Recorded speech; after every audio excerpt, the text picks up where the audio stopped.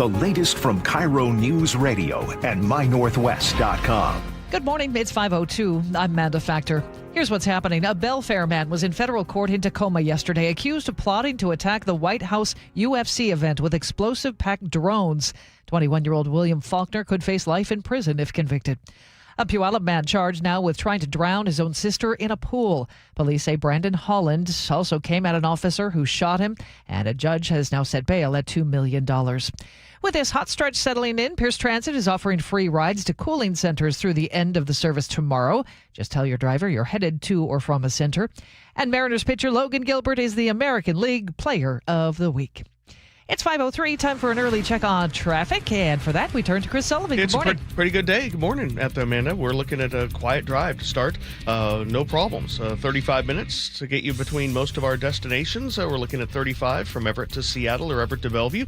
No problems even away from Linwood. Ton of left lane campers, though, down the I-5 corridor, making it really challenging. Your friends. Yeah, well, I didn't miss that. I'll tell you that during my little time off. Come on, get over. There's plenty of room. Looking at the drive from Federal Way to Seattle, 35 minutes there, 35 up the Valley Freeway as well. Renton to Bellevue, not much action in the S-curves as of yet. 15 minutes for you guys across the lake, no problems. We do have a little bit of westbound slowing over the top of Tiger Mountain at this point, and we check it into that to see if we have anything out of the ordinary going on there. Just a little bit of yellow on the map. And Olympia to Tacoma, no problems. KIRO Newsradio Real-Time Traffic, I'm Chris Sullivan. Seattle's tradition for news and conversation. This is Seattle's Morning News with Charlie Harger and Manda Factor. It's now 5:04. In today's Start Here program, the latest on negotiations between the U.S. and Iran. Here's ABC's Brad Milkey.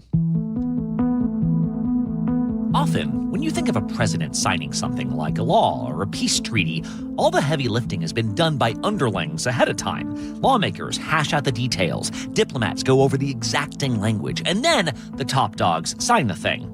That is not necessarily what has happened with this Memorandum of Understanding between the U.S. and Iran. In this case, President Trump and the leadership in Iran signed a 14-paragraph outline of promises about opening the Strait of Hormuz, about nuclear stockpiles, without the exact specifications on how all that would work. That's what this weekend's technical negotiations were all about, a way to hammer out some key issues as the ceasefire goes into effect. Can we turn over a new leaf? Can we change relations in the Middle East? Vice President J.D. Vance was there, Iranian negotiators were there, along with the Qataris, the Pakistanis, the Swiss. A day which is going to promote peace and prosperity. And while there were threats by the Iranians to pack up and leave, to close the Strait of Hormuz, on Monday, Vance announced that progress had been made, specifically when it came to Iran's nuclear weapons. We laid a very good foundation for a successful final deal. But what does progress look like here? What specifics can these countries agree to? And does any of that look like progress when you compare it to what this region already looked like before this war began? As Vice President J.D. Vance leaves Switzerland, let's start the day with someone who has covered these denuclearization efforts for years. ABC's Justin Fischel is our senior coordinating producer who leads our Pennsylvania Avenue team. Justin, can you just walk us through some of these developments? What is Iran agreeing to here? Well, what we're learning now is that the administration says that they've gotten Iran to agree to some IAEA nuclear weapons sites inspections. That's a big deal. They really haven't had that in earnest, true scrutiny of their nuclear program since the original nuclear deal that President Trump tore up. The Iranians have agreed to invite IAEA inspectors back into their country. That is a major milestone for the American people and the first step in permanently denuclearizing or permanently ending a nuclear weapons program in Iran. Unfortunately, the devil is in the details, and we haven't heard a lot about when exactly this is going to start. Iran has been a little standoffish, say they haven't made any specific commitments. It's funny, we were trying to call some of the inspectors last night around 2 a.m. As you can expect, not many people were answering their phone at 2 a.m. I expect that will happen at the minimum this week, but we think even some of those conversations with the inspectors and with the IAEA could happen as soon as today. So much like things we saw in the previous Memorandum of Understanding, it remains to be seen exactly how these inspections will take place and when, but they say they're making progress. When we say IAEA inspections, what is that? Do we know what that looks like? Is that like some guy from Geneva, Switzerland comes and like stands in the room and watch you like dump nuclear material in a bag or something? Like, do we know what that means? Yes, it's scientists who know a lot more about nuclear science than you and I do, Brad, who literally get there on site and examine these things. But I will say the gold standard in all this is what's known as SNAP inspections, that can happen at a moment's notice with no warning. That was something that was agreed to in the Obama era deal. That is not something we know now that they've achieved. You want to be able to catch them by surprise and go in there and say, hey, let's look at this without warning. What do you actually have going on here? No time to clean up. And that's a big marker. Well, and then you've mentioned the Obama deal a couple times now. Can you compare the deal that the Trump administration has struck here, where Iranians are saying, hey, we're not going to have a nuclear weapon. In fact, we'll even allow inspectors in. Can you compare that with what it was called the JCPOA, right? The original nuclear deal with Obama. What are the similarities and differences? The Joint Comprehensive Plan of Action, right? A lot of big differences. Primarily, that was a nuclear agreement. And a comprehensive one, as is in the title. It took 20 months of negotiation to get to that point. And it was done in coordination with the UK, the EU, China, France, Germany. There were a lot of stakeholders. And there were enforceable, tangible results that Iran would curb its nuclear program in exchange for serious sanctions relief. That was an intensive nuclear deal. What we're seeing here in this memorandum of understanding is an ambitious 14-point plan to actually make a deal sometime in the future.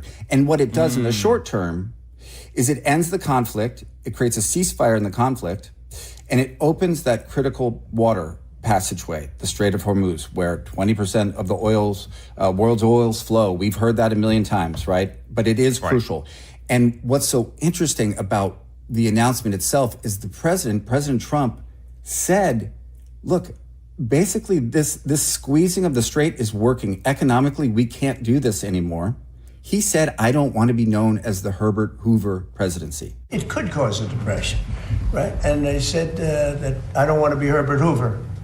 That's a president I don't want to be, because he was in charge during the Great Depression. And certainly a lot of bad things could happen. That would be one of the things. I don't think it would, but if it did. Trump is saying, without saying it directly, the economic pressure is working. He wanted a way out and he wanted a deal. The thing to keep in mind, though, is that these nuclear agreements with enforcement mechanisms, they're not there. They're going to be discussed in a 60-day period. That's what J.D. Vance is doing overseas. That's what they're trying to solve, but they don't have that yet. Like you're saying we shouldn't be calling this a nuclear deal. We should call this a ceasefire deal with eyes toward a nuclear deal. This is essentially a ceasefire deal, yes, with eyes towards a nuclear deal and an off-ramp for the current war and to get oil flowing again. The final deal is the house. We set the foundation. We haven't built the house, but we've laid a successful foundation to get to a good place for the American people. And in exchange, Iran did get some things up front. They get to sell their oil on the global market right away. That is a big deal. Can you ensure that the Iranians won't use profits from oil sales to rebuild their military? Well, they're not supposed to be doing that, so we'll see. But they're supposed to use money to buy food for their people, because right now their people are very hungry. In this agreement, there's promises of larger sanctions relief down the road should more agreements be made, during this 60-day period. But if they walk away now, there is no guarantee that Iran will curb its nuclear program. So the deal is not done. Well, so then overall, how do you see this playing out? Because they got 50-something days now to iron out a broader peace plan, right? That's what this is all going towards. How do you see those 50 days playing out? And I guess what is informing these decisions on each side? This is the hardest part of the entire thing. I mean, remember, when Obama and his administration did this, it took 20 months of negotiation. I was there for some of that. Every week we were, the Secretary of State was flying back and forth to Geneva doing these talks, and it was painful. 60 days is an ambitious timeline. I would be shocked if they get something as comprehensive done in 60 days. I'm not saying it's not possible, but it's not easy.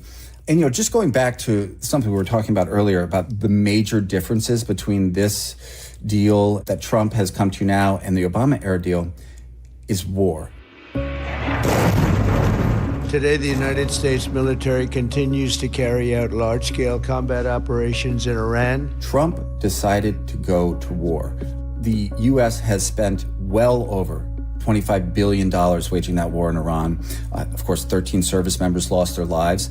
And it should be noted that on the front end, Trump's negotiating tactic was to do damage physically to their nuclear program, and they did. Following our obliteration of Iran's nuclear program in Operation Midnight Hammer. They set it back significantly, as many as 2 years, many experts agree. But they ignored those warnings and refused to cease their pursuit of nuclear weapons. Those major bombings he talks about over the summer deep underground at Iran's buried nuclear facilities, those things set Iran back, but none of it stops their ambition to make a weapon. And you need that in writing. And that's what they're aiming for. And that is what I say is the hard part. Well, and to that point you said about war, some analysts have said, like, the role of war, the threat of war, is so important to your negotiating leverage here. Like, the JCPOA allowed the Obama administration to say, hey, you better obey these rules or we might wage war on you. You can argue over whether the Iranians ever thought Obama would pull that trigger, but that is a real thing they had to worry about. In Trump's case, we've done it. He's already gone to war. Like, this is no longer something you can just threaten abstractly. In fact, if anything, it has perhaps become clear the U.S. cannot easily walk away from the region without giving up stability in the Strait of Hormuz. And when President Trump was asked if Iran actually had more leverage in these talks, he scoffed at the question. Does that give them leverage, the Iranians leverage over you? Oh, you're so leverage. You know, their Navy is gone. Their Air Force is gone. Their leaders are all dead. But just another significant difference between what these deals look like. Justin Fischel, great context. Thank you so much. Thanks, Brad. That is ABC's Brad Milkey. It's 5:13, and to check on our forecast, our heat advisory remains in effect for today. It's going to be around 90 in the Seattle area, into the low 90s away from the water, and just really hot. Again, that stays in effect until 11 o'clock tonight. We'll cool down just a little bit tomorrow, partly sunny tomorrow, and a high of 89. Nope, sorry, check that, 83 for tomorrow. So a little bit more cooling than anticipated. Thursday, 69. We look for some rain to move in late in the day. Friday looks rainy and breezy and a high of only 64. Right now in Seattle, we have clear skies. The sun's coming up. It's 67 degrees. Coming up, what's next for UK leadership after the resignation of the Prime Minister? We'll get more from ABC's Brad Milkey on part 2 of Start Here. This is Seattle's Morning News. Your best source for local news, serving Western Washington and the world with the KIRO Newsradio App. Always streaming live on your smart speakers. You're listening to KIRO Newsradio, Northwest News. This hour of Seattle's Morning News is brought to you by Closets by Design Seattle. Choke Points with Chris Sullivan. With Choke Points, we try to answer listeners' questions. It can be as simple as a neighborhood stop sign, or it can be as big as the budget for transportation. I don't care. I'll find the answer for you. It's really easy to get a hold of me at mynorthwest.com. We have a direct link there that gets right to me. You can also do it in the app. You can hit me up on the text line. Choke Points, presented by Carter Subaru. Tuesdays and Thursdays on KIRO News Radio 97.3 FM. If you have unfiled taxes or are in debt to the IRS, this is important news. Did you know the IRS has programs specifically designed to help people struggling with tax debt? Powerful tax assistance programs that can save you thousands if you qualify. No one knows these programs better than the experts at Optima Tax Relief, America's most trusted tax resolution firm, A-rated by the Better Business Bureau. Their award-winning tax attorneys and licensed professionals have resolved over $3 billion of tax debt for their clients. One call to Optima can start the process, helping to put an end to your worries about wage garnishment, asset seizure, and other aggressive IRS actions. Find the best options to solve your tax problems. Call the experts at Optima Tax Relief today for a free consultation. Call 800-343-6460. 800-343-6460. 800-343-6460. Optima Tax Relief. Some restrictions apply. For complete details, please visit OptimaTaxRelief.com. You're great at protecting your data, but lots of places could still expose you to identity theft. I thought it was safe. If that happens, LifeLock gives you a U.S.-based restoration agent who will stick by your side from start to finish. Phone calls, filing documentation, preparing insurance claims, your agent handles it all. In fact, we're so confident restoration is guaranteed or your money back. Isn't it nice to have someone like that on your side? Save up to 30% with promo code NEWS at lifelock.com. Terms apply. Why'd I go to the doctor? Working on the farm, my heart kept skipping a beat. I didn't think much of it. But my daughters made me get checked out. Turns out I have atrial fibrillation, which increases the risk of stroke about 5 times. Symptoms like irregular heartbeat, heart racing, chest pain, shortness of breath, fatigue, or lightheadedness can come and go. But if it's AFib, the risk of stroke remains. If you have symptoms, contact a doctor. I'm so glad I did. Visit notimetowait.com. Sponsored by Bristol-Myers Squibb and Pfizer. I'm Bradley Johnson with 1-800-DUI-AWAY, and I want to wish you a happy Independence Day. The 4th of July is my favorite. It's about family, gratitude, patriotism, and amazing exploding lights in the sky. Perhaps I love it most because it's called Independence Day. I love to fight for my clients' independence. Your right to drive, to provide for your family, your right to do stuff. You feel liberty most when you lose it. Remember buying a box of bottle rockets and salute shells with nothing more than a "have fun, kids"? Well, things have changed since then, including the consequences of a DUI. We're your safe and sane solution to keep freedom ringing. Call 1-800-DUI-AWAY or go to 1-800-DUI-AWAY.com. Red, white, and blue are the colors of freedom, unless they're flashing behind you. 1-800-DUI-AWAY. 1-800-DUI-AWAY. This is the city's longest-running radio news show. Seattle's morning news on KIRO Newsradio. It's 5:18 now. Big change in leadership in the UK. Part 2 of this morning's edition of Start Here Now. Here's ABC's Brad Milkey. We had heard it for months that the UK's Prime Minister, Keir Starmer, was fighting for his political life. Well, this weekend, it started to appear inevitable that he would resign, not least because President Trump made a social media post predicting he would. Well, early yesterday morning, it was over.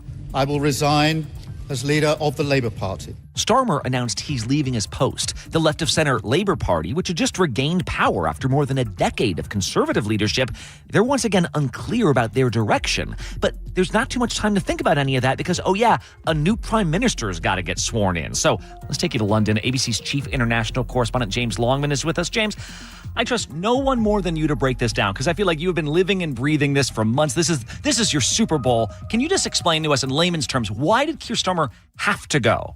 I mean, first of all, Brad, yesterday was absolutely extraordinary. Britain was just completely manic. At one point, there were 2 news helicopters tracking the train of the soon-to-be new Prime Minister coming down from the north of England.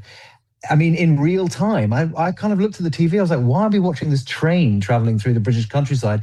And to top it off, it was delayed, which is the most British thing ever. I mean, it just underscored broken Britain. It's like the OJ chase, but for a broken down train with a prime minister inside. It was like the least exciting kind of anti-chase. But anyway, we saw this new man come to London. He may well become the new prime minister. But let's just rewind just slightly. Keir Starmer, been prime minister for 2 years and has been facing a lot of pressure recently because he's basically widely seen to have failed as Prime Minister. The Labour Party won a huge majority under him just 2 years ago. And since then, he's had U-turn after U-turn. The question my party is asking now is whether I am best placed to lead us into the next general election. Basically, there are 2 big things wrong with Keir Starmer. The first, his personality, I'm sorry to say, just hasn't gelled with the British people. Even in the speech he made outside Downing Street yesterday. I have heard the answer of my parliamentary party to that question.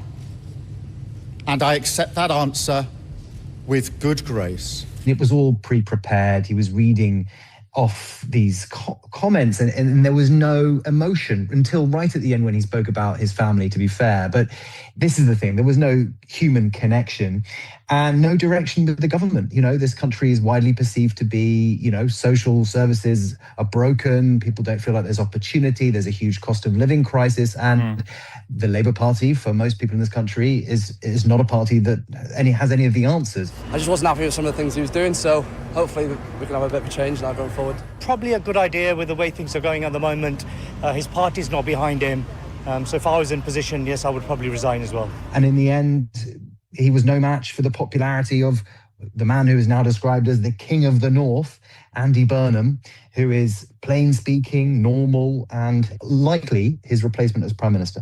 Yeah, let's talk about how this works now. So Keir Starmer leaves, and then his party just gets to select a new leader until there's an actual election. What's going to happen here? Well, basically, under the rules of the Labour Party, Keir Starmer could have fought to stay. The thing that changed was this special election that happened in the north of the country, the Makerfield election in this district, which brought Andy Burnham back to Parliament. He used to be a lawmaker in Parliament. He left to become mayor of Manchester. And then basically he chose to come back to Parliament in order to challenge Keir Starmer for the leadership. And it's been very kind of sad for me today to leave Greater Manchester. The thing that changed is that his majority in that election was so big, he completely wiped the floor with every single other party. Oh, so it's like he's back, baby. Like this guy He's really back. You might want, he's back and he's ready to take over. And you will not, Keir Starmer, be able to beat him. So Keir Starmer saw the writing on the wall, and he has said that he's not going to fight. I will also give my successor my full and unequivocal support. And instead, he's going to allow there to be a contest. He will remain a kind of caretaker prime minister, and Labour MPs, Labour lawmakers will each come forward in a contest. And now we know, and this is the development that happened yesterday, that there's not even going to be a contest among other Labour MPs, that they've all just decided that Andy Burnham is their man. Such is the level of his popularity. So we are essentially going to have the coronation of a new prime minister, because it doesn't look like there's going to be a fight inside the Labour Party. And in a few weeks' time, mid-July, it looks like, he will just become prime minister. Really, really interesting to see this playing out in Britain right now. James Longman in London, thank you. Thanks, Brad. That's ABC's Brad Milkey. It's 5:23, our forecast. A heat advisory still in effect until 11 o'clock tonight. Our record for today's 92. We're expecting 89 in Seattle. It'll be warmer away from the water and in the south end. For tomorrow, partly cloudy, 83, and then we'll cool way down Thursday. Dry early and then some rain moving in late in the day, 69. The high only 64 Friday. Friday looks pretty rainy and breezy. Scattered showers on Saturday. Right now in Seattle, skies are clear as the sun comes up. It's 67 degrees. Coming up, Crime and Punishment, our weekly check-in with Casey McNerney at the King County Prosecutor's Office. You're listening to KIRO News Radio. It started as a puddle. Where? In the shower. Uh-oh. Then the kitchen sink. Started backing up? Yeah. I know where this is going. Clogged up. Right. No problem. Beg your pardon? There's no clog we can't clear. You're Dan. From Apollo Plumbing. This is going to get pricey. How about $83? To clear my drain? Apollo Plumbing clears main drains every day. For $83? $83 or it's free. What's the catch? No catch. We'll even do a camera inspection. Why's that? It's the best way to find the cause of your clog. And it's included? No extra charge. Truth is, we hate clogs. I don't love them. Seen them all. Ew. I promise. There's no clog Apollo can't clear. Guaranteed. 83 or free. Goodbye, slow drains. All it takes is an accessible clean out. And Apollo gets my drains draining again. You call, we come, it's fixed. My heroes. Just doing our job. Thank you, Apollo Plumbing. ApolloPlumbing.com. Did you know that nearly half the homes in Western Washington are not properly insulated or not insulated at all? That may be the reason why your home is way too hot in the summer and way too cold in the winter. It may also be the reason that your energy bills are sky high. Right now, Insulation Northwest is offering a free inspection of your home's insulation. This is a $199 value and it's absolutely free, no obligation. Just call today and Insulation Northwest will arrange a time that works with your schedule. We'll perform a thorough exam of your home's insulation and give you the advice you need to start saving thousands. Everyone who calls today will also receive a free infrared screening of your home using the latest technology. This will help reveal any hidden flaws in your home's protective energy blanket. What do you have to lose? It only takes about an hour and it's absolutely free. Call Insulation Northwest today, the real insulation company. InsulationNorthwest.com. 1-877 Cars for Kids. KARS Cars for Kids. 1-877 Cars for Kids. Donate your car today. 1-877 Cars for Kids. KARS Cars for Kids. 1-877 Cars for Kids. Donate your car today. Ready to to get rid of that old car? Donate it to Cars for Kids. Call 877-CARS4KIDS to speak to a friendly live agent. Donation is super easy, and your car can be picked up as soon as tomorrow. Go to cars4kids.org now or call 877-CARS4KIDS to donate your car today. 1-877-CARS4KIDS. KARS Cars for Kids. 1-877-CARS4KIDS. Did you know you can donate real estate too? Go to carsforkids.org. That's cars with a K. Your old water heater's starting to peter. DayandNight.net. Day and Night has $150 off installation of any new water heater, including tankless, backed by a free lifetime warranty. Hi, I'm Bruce. When your old water heater leaks or fails, the damage could be catastrophic. Whether you need an emergency replacement or you're planning ahead before it leaks, give us a call and we'll help you get into hot water again. Get $150 off installation of any new water heater. DayandNight.net. It's a bully, but we aren't afraid of a fight. It's elusive, but our focus never fades. It's deadly, but we were born to defeat cancer. You may not have heard of us, but our work has helped millions impacted by cancer. We are the Leukemia and Lymphoma Society. We are leaders in advancing breakthroughs in immunotherapy, genomics, and personalized medicine. This research saves lives. After 65 years of fighting blood cancers, we've arrived at a game-changing belief. The cures for cancer are in our blood. The drugs and treatments we've developed for blood cancers have helped people affected by many different types of cancers. We are the Leukemia and Lymphoma Society. Beating cancer is in our blood. Learn more at LLS.org. This is Chris Davis with the Davis Law Group. Did you know that a pedestrian does not have to be crossing the street on a marked crosswalk to have a successful legal claim against the driver? Pedestrians can even be partially at fault for a collision and still have a valuable claim. Call us today for a free consultation or get my free book on pedestrian accident law at WashingtonAccidentBooks.com. That's Davis Law Group, better service and even better results.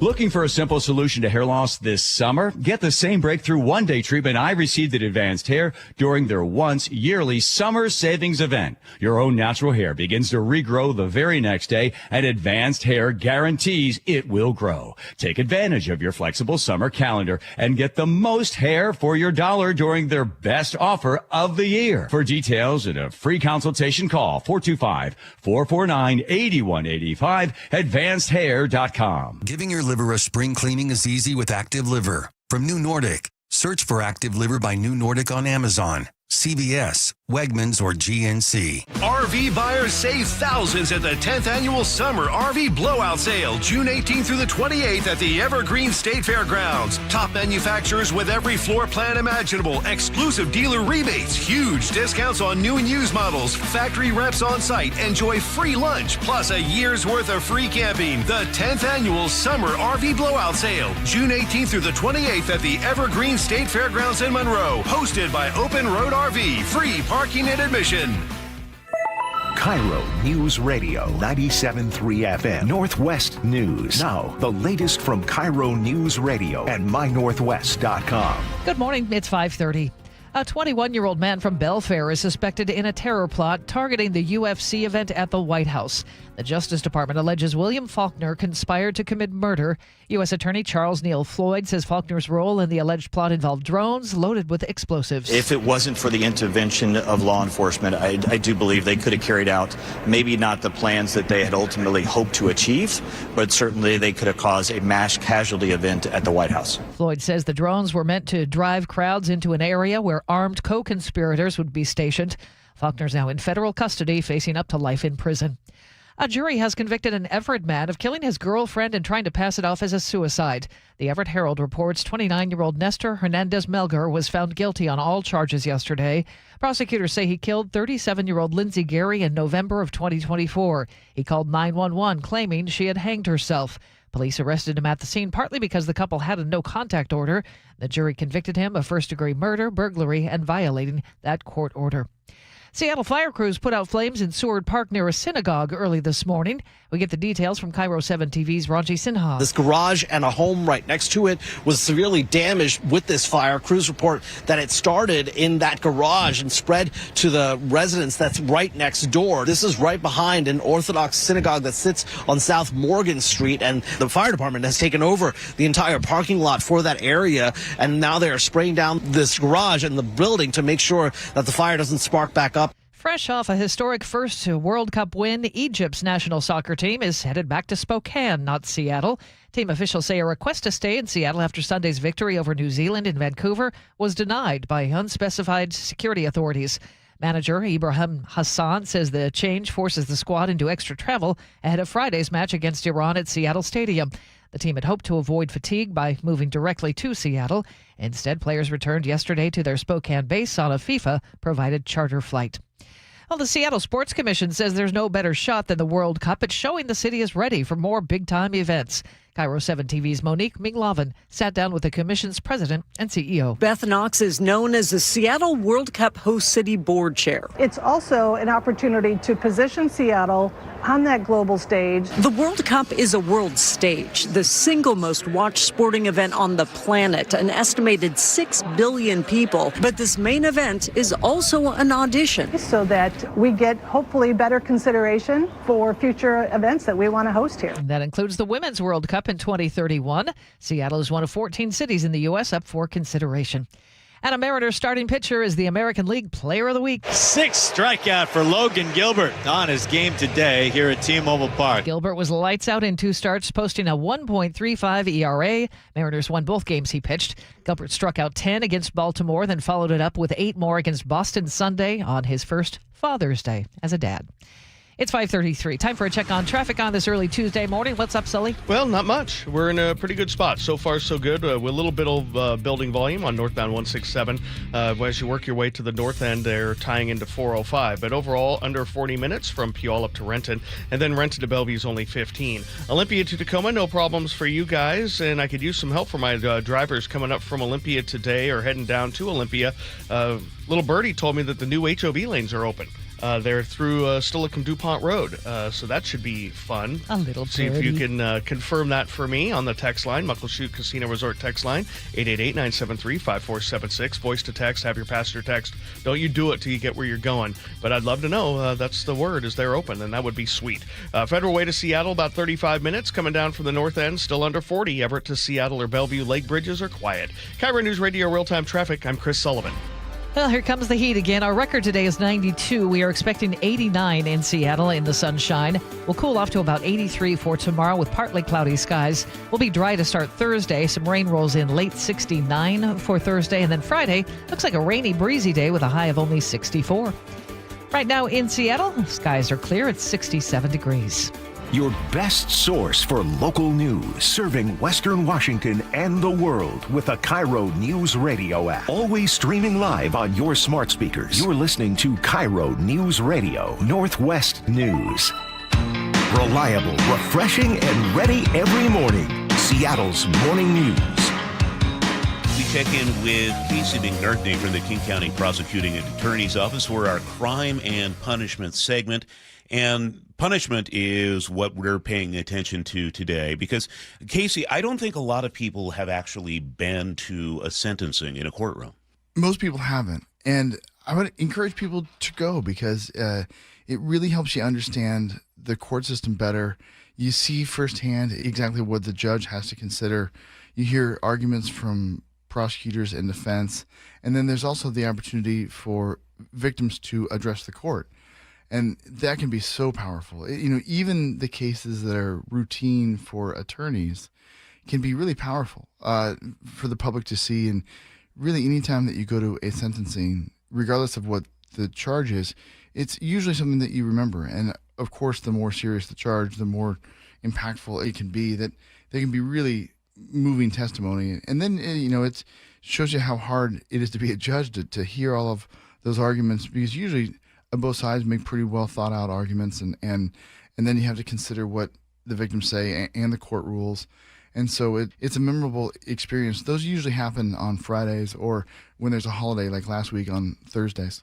And on those sentencing days, you don't just have the high-profile cases, right? A lot of these are the everyday cases that you attempt to get a sentence for. Tell us about this one in Bellevue. Oh, yeah. So this was a case where there was a defendant who was in a stolen vehicle at a gas station, and Bellevue police recognized that and made the stop. Eventually, that was referred to us as a stolen vehicle case and also possession of stolen property because the defendant had a stolen laptop and a stolen debit card. This wasn't his first time with a felony case. He had some history out of Pierce County for theft and an earlier case of possession of stolen property. And so he had a higher offender score going into his sentencing last week. A higher offender score means a higher sentencing range as set by state lawmakers. And so the range that he faced for his convictions was 43 to 57 months. And ultimately, the court gave him 50 months, 5-0. So a pretty substantial sentence. I'm also looking here that there are a bunch of car theft cases you deal with in your office. We're talking about 10 cases a week or so last year alone, and that's probably only scratching the surface. Tell us about what the prosecutor's office does with these car theft cases. The key really is looking at each case individually, what prosecutors can bring to court, what the defendant's prior history is, and the arguments that can be made. It's so frustrating when you have a car stolen, and it happens far more frequently than cases are referred to us, understandably because of the size of the county and also how long it takes to investigate those cases. It's a lot of work for police to get those to us, but we're certainly appreciative when they do. In each of those cases, there was 532 last year where the most serious charge was a vehicle theft. There's other cases where, so you've got a robbery or an assault or an eluding police or something that is a more serious charge, that those cases are ranked by the most serious charge, so that 532 number would only be the cases where the most serious was a vehicle theft. But really what we're trying to get at is it's so violating when you have your car stolen. And I think a lot of us, it's happened to me 2 or 3 times over my lifetime, and it's so frustrating. And very often you don't hear about people who are held accountable for that. But when we get those cases, we absolutely take them to court. Casey McNerthy, King County Prosecutor's Office. Great checking in with you. We'll see you next week. Sounds great. It's good to see you, Troy. It's 5:39. Coming up, your political insights from ABC's Stephanie Officer. You're listening to Seattle's Morning News on KIRO Newsradio. Join the conversation and text your favorite show on the KIRO Newsradio text line at 888-973-KIRO. That's 888-973-5476. Powered by Muckleshoot Casino Resort. Deep to right field. Going. Goodbye, baseball. At T-Mobile Park, you've always got the best seat in the house. But for a view that's a real home run, check out right field. Make that the dump yard. Sure, it's a great spot to see our fearless outfielders fly, dive, and slide. Wow! Victor Robles makes the catch! But you might get to flash some leather too, because the forecast in the dump yard always calls for rain. Raining big dumper home runs, that is. Number 60, the magical tour of Cal Raleigh just continues. Mariners baseball. Trident's up. The next Mariners homestand gets started on June 29th with an epic 3-day giveaway. Don't miss your chance to score a Cal Raleigh Funko Pop collectible. June 29th, June 30th, and July 2nd against the Angels. Available to the first 10,000 fans each game. Score value tickets for less than $12 for all 3 dates at mariners.com. 1 in 3 adults has prediabetes. 1 in 3. That means it could be you, your football buddy, your football buddy, or you, your best man, your worst man, you, your dog walker, your cat jogger. While 1 in 3 adults has prediabetes, with early diagnosis, prediabetes can be reversed. Take the risk test at doihaveprediabetes.org. Brought to you by the Ad Council and its prediabetes awareness partners. Why'd I go to the doctor? Working on the farm, my heart kept skipping a beat. I didn't think much of it, but my daughters made me get checked out. Turns out I have atrial fibrillation, which increases the risk of stroke about 5 times. Symptoms like irregular heartbeat, heart racing, chest pain, shortness of breath, fatigue, or lightheadedness can come and go. But if it's AFib, the risk of stroke remains. If you have symptoms, contact a doctor. I'm so glad I did. Visit notimetowait.com. Sponsored by Bristol-Myers Squibb and Pfizer. Please be advised, you may want to stop eating the following foods immediately. Broccoli, kale, blueberries, quinoa, spinach. I thought those were good for me. What's healthy for one person may cause inflammation for another. So how do you know what your body actually needs? That's where Viome comes in. Viome is a simple at-home gut health test that analyzes your real-time biology to give you personalized nutrition guidance and custom supplements. Learn more at Viome.com/gut. V as in Victor, IOME.com/GUT. And use coupon code GUTHEALTH50 to save $50 off your purchase. How would you like to invest in the Seattle real estate market, one of the hottest and most stable regions in the country, and achieve a great rate of return on your investment without the effort of sourcing a deal, the expense and time of building permits, or all the hassles that come with being a landlord? Hi, I'm Scott Rireka, CEO of Legacy Group Capital in Bellevue. Legacy Group Capital develops local real estate, lends money, and shares the profits with our investors. Diversify with Legacy Group Capital. Invest into our Northwest Fund, which is currently delivering 9% on a fixed rate term. It's our flagship fund for 19 years with zero investor losses. And yes, we do accept IRAs. Find out why 1,300 local investors have invested over $350 million. Invest in the stability and ease of Legacy Group Capital's Northwest Fund. Legacy Group Capital at legacyg.com. This is not investment advice. Investments available to accredited investors only. Details at legacyg.com. These are your political insights from ABC News. We're in the final days of the Supreme Court's current term, and some tense decisions are on the way. Between Tuesday and Thursday, the justices are likely expected to return decisions on a variety of issues, including state bans on trans athletes, the firing of Fed Chair Lisa Cook, and late arriving mail-in ballots. Justice Department subpoenas linked to ICE raids in Minnesota have been nixed. Patrick Schultz, the chief judge of the Minnesota Federal District Court, found that the subpoenas were part of a campaign to retaliate and pressure state officials who resisted cooperating with immigration and customs enforcement officers. That's ABC's Alex Mallon in Washington. New York's primary day is Tuesday. Among the most highly anticipated races, the 10th Congressional District in Lower Manhattan and parts of Brooklyn, where two-term Democratic U.S. Representative Dan Goldman challenges former City Comptroller Brad Lander. Also being tested, newly minted Mayor Zoran Mamdani's influence on candidates he has endorsed. I'm Stephanie Officer, ABC News. It's 5:44. Our forecast, it's going to be sunny and hot today. Partly to mostly sunny, a high of 89, a little bit warmer away from the water. And our record for today is 92. Partly cloudy tomorrow, 83, and then we'll cool way down on Thursday. Dry early, some rain moving in late, 69 on Thursday, only 64 on Friday. It'll be rainy and breezy on Friday, and 64. Right now in Seattle, we have some sunshine starting to peek out at 67 degrees. Coming up, Ursula Reutin weighs in on the World Cup here in Seattle. This is Seattle's Morning News. Hey, John, why don't you tell everybody why you started going to Longevity Medical Clinic? No, I don't want to do that. I can tell you, I started going to Longevity Medical Clinic before I started doing these commercials, but that why I went is not important. Oh, it absolutely is. Okay. I'll tell you. I was a Sammamish City Council member, and whenever they had asked me to do the Pledge of Allegiance, I couldn't make it through the whole thing without crying. I know, it's so dumb.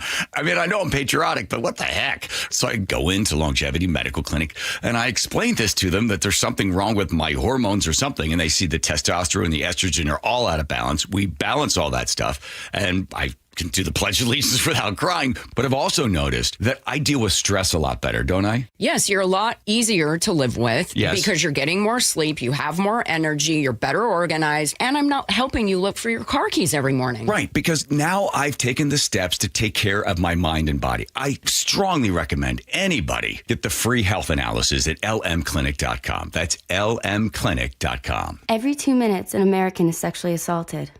Be the someone who gives their time. Be the someone who lends an ear. Be the someone who takes a step. This is Christina Ricci with RAIN, asking you to join the fight against sexual violence and volunteer in your community. Log on to RAIN.org, that's RAINN.org, to learn how you can be the someone. This message brought to you by the Rape, Abuse, and Incest National Network and this station. Well, this is pretty fun for me. Normally, Shannon O'Kelly and I are talking physical therapy, but today we are talking First Mark Insurance. You made the call to First Mark. You took the challenge. Why? Brock, I was looking for a local agency that I could align with similar values, and they've helped us here at IRG. They shop different plans. They find the best plan for you, the best price, the best coverage, great customer service, and great connectivity. Did they save you any money along the way? Absolutely, they saved us money. Obviously, here at IRG, I have several needs in the insurance industry, and they look at those needs A to Z, and they find out what kind of coverage you need, what is the best coverage, at what cost, and they're always looking to save money. And again, it's all about providing my company, IRG, great customer service. Well, Shannon and IRG, they took the challenge. Molly and I, we took the challenge. Are you confident that your business is getting the very best when it comes to your insurance needs? If not, take the First Mark Challenge today, and it's totally free. Just go to firstmarkinsurance.com, your teammate that goes to work for you. Firstmarkinsurance.com. Seattle's morning news. Hear it live, stream it online, watch the show, or catch the podcast anytime. Seattle's morning news, wherever you are. Well, look who it is. Joining us from the G and Ursula Show every weekday 9 to noon here on KIRO News Radio. So great to have you. We're going to talk about the World Cup in a minute. But first, you have an advice column, Ask Ursula. Yes. And we haven't talked about it on Seattle's Morning News. Oh, well, thank you for asking that. And you're such a good listener. People love talking to you. I appreciate that. And it has been a true honor to do this advice column. So if you haven't seen it, it is called Ask Ursula. You can find it on mynorthwest.com/Ask Ursula. Mm-hmm. And I invite our listeners, because we do scenarios on the show, but this is a little bit different because, like you said, you have my undivided attention. And these are all local people who are listening to the show, who are, asking about their family dilemmas, or the one that I have for this week is an adult daughter borrowed $50,000 from grandpa. Mom didn't know about it. And then mom is asking whether she should get involved because grandpa wants his money back. Yeah, of course. And so, I'll answer a question like that. Or it could be something as simple as, hey, where are all the guys to date when you are in your 60s and 70s? Mm-hmm. Or I'm just happy to spend some time with our listeners. That's cool. One-on-one. And I think a lot of people just want to connect. Sure. So what this isn't is anything about politics. It's all about just human interaction, right? Well, it's like relationship choke points. Exactly. You're on conduit, and you're happy to do it. I'm thrilled to do it. Yes. I want to be your relationship conduit. And I haven't done a very good job of promoting it. Yeah. Okay. And so thank you for asking about that, because I would love if you have a situation right now, you are anonymous. And I do it so that it'll really be hard to figure out who you are. Yeah. And so you don't have to worry about that. But I just encourage people to text on our text line, Ask Ursula, and you will get a link for a form to fill out. But I just encourage you, if you've got something and you want someone else objectively to look at it, ask me. I watch your videos. They're terrific. Oh, God, thank you so much for saying that. I appreciate that. Ursula, we brought you in this morning to talk about World Cup, because what an exciting day it was on Friday. I think there was fear that this was going to be a bomb, right? Yeah. Exactly. Well, if you listen to even us sometimes, how negative we can be about this place that we live, it takes... And I guess I need to ask, why does it take foreign visitors to come in and see and look around and go, oh my gosh, you live in the most amazing place? And it's not just Seattle, but it is just the U.S. as World Cup hosts. And if you've been on social media at all recently, it has been some of the most soothing things for me to listen to, hearing people talk about our country, which so often, again, we malign. And this is where you were asking me about this Brit who was on social media talking about the World Cup. And I just wanted to share what he had to say. And we'll have to turn on the volume over here. Let's try it again. I have to say this about the World Cup. America has absolutely smashed it. Before this tournament, you had people online saying it's going to be a terrible World Cup. America doesn't like football. Nobody's going to travel. We're not going to feel welcomed. And it's been quite the opposite. We've got fans from all corners of the globes. We've got packed world-class stadiums, by the way. friendly people. Everybody you meet is just stopping you and talking about football and your experiences. I think we can all agree that America has done an absolutely fantastic job of hosting this World Cup so far. Genuinely feel a lot of people's opinions on America will now change after this World Cup. I just get chills. I do. As someone who lives in the city, I love this city so much. I know. And these guys love it. I know. It's like, hey, there are people seeing what we see, even when we admit that we've got some serious warts and we have some serious issues to address. It's like, hey, remind us of how great we have it, because sometimes we forget. Not everybody is online. That's the thing. We get into this echo chamber on social media where we think everybody must believe one way or the other. But you know what? It's a big world out there, and some people are just here to enjoy it, and they don't have all those preconceived notions. Yes. It's cool to see. It really is. And one of the things we're going to talk on the show, Angela Poe Russell is co-hosting with me because she spent some time downtown. Now, I will admit, I've been trying to get over this cold that I picked up while I was on vacation. And so I did not go downtown. And I have so much FOMO for all the people who were on Friday. When I was seeing people sitting on right in front of Pike Place Market watching and just seeing these huge crowds of people. Thousands of people on the waterfront. I know, watching together and having this collective experience. But one of the things we're going to talk about the show is this a pivotal moment? Like, can we, with this new administration, take the ball and kind of keep running with it? I see what you kind did of there. thing. Yeah. But you know what I'm saying? It's like you're getting a boost. Yeah. And I know that the Seattle Sports Commission is talking about things like, hey, can we host future NFL drafts, or can we host the World Cup for women? That is apparently coming in. So, I mean, it's kind of a tryout. Yeah. And I think we're passing with flying colors. Exactly. So we have 2 games this week. And you know that Iran game coming up on Friday, Iran versus Egypt, that's an 8 p.m. start. So I'm imagining in Pioneer Square and all around there, there's a lot of fun you could be having during the middle of the day as we have the build-up later in the evening for that match. Right.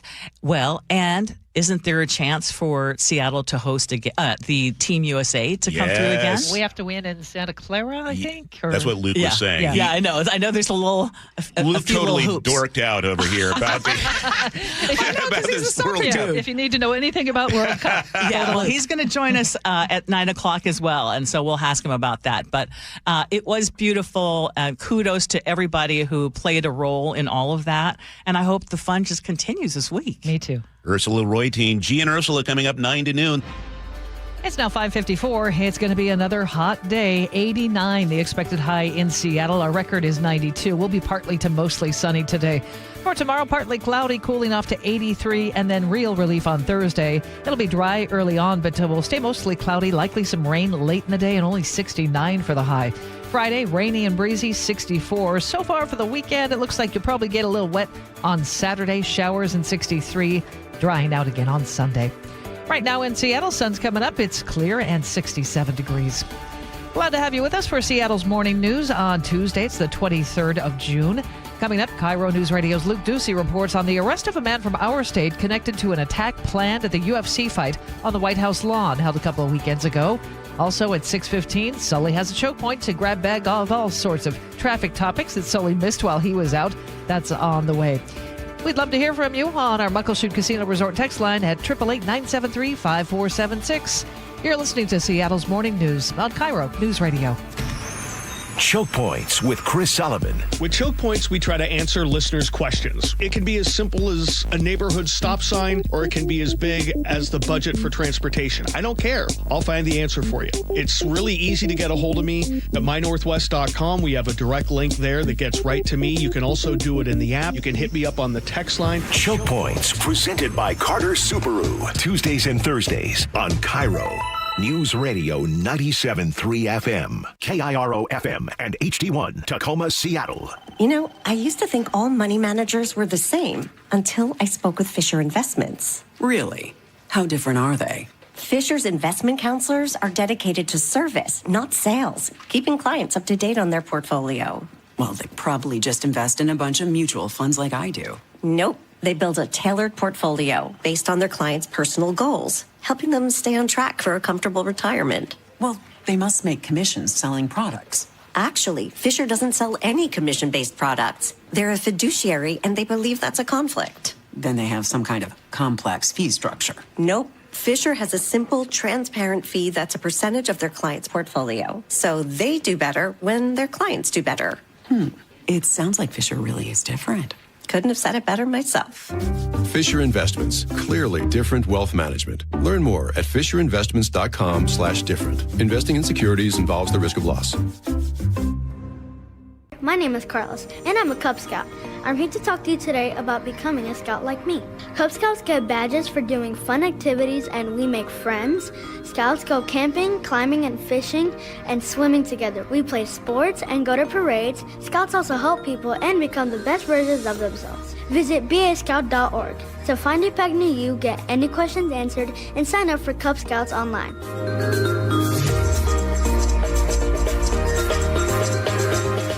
Download the KIRO Newsradio app, where you can watch us live or stream us live anywhere, anytime. How would this initiative, whatever this initiative is, how would he fund it? Stay connected everywhere. Download the KIRO Newsradio app.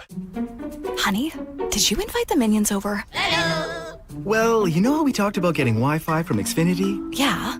I ordered it this morning, was online in minutes, then they showed up. So they just came over to use the Wi-Fi? They even brought their own devices and spellbook. You didn't give them the new Wi-Fi password, right? No. That's good. I gave them our old one. Because Xfinity lets us keep the same network name and password so devices connect instantly. What do they want Wi-Fi for anyways?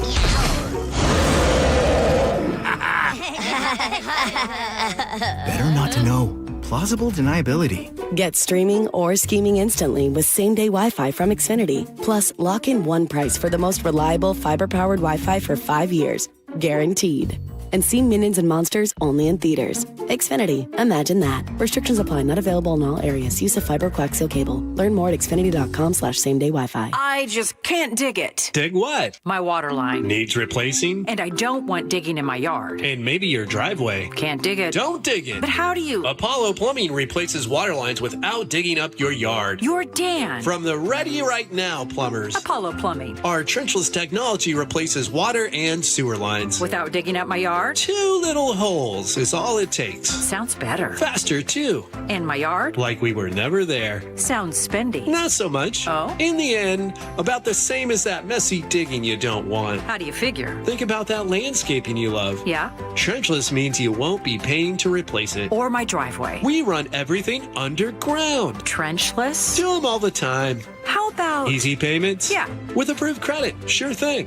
When can you get started? We are the Ready Right Now plumbers. Love that. Apollo Plumbing, trenchless waterline replacement. Sewer lines, too. Can you dig that? That I can. ApolloPlumbing.com. Healthcare costs are rising, and a major driver is hospital prices. They've increased more than 250% over the past 25 years. Families and local businesses are feeling it. At Primera Blue Cross, we're working to change that by negotiating with hospitals to secure fair, responsible prices so you can get the care you need at a cost you can afford. That's coverage that counts. Learn more at coveragethatcounts.primera.com. Your best source for local news. KIRO News Radio, KIRO FM and HD1, Tacoma, Seattle, Northwest News.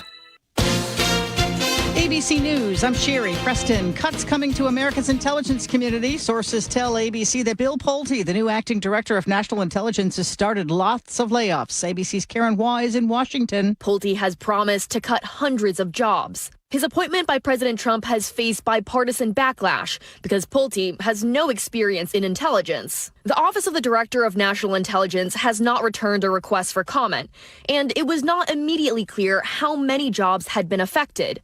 But sources say the National Counterterrorism Center was expected to be hit hard by the cuts. In a post this morning, President Trump says Iran has agreed to what he calls, quote, the highest level nuclear inspections. Long into the future, Iran's foreign minister says no visits from international inspectors have been scheduled thus far.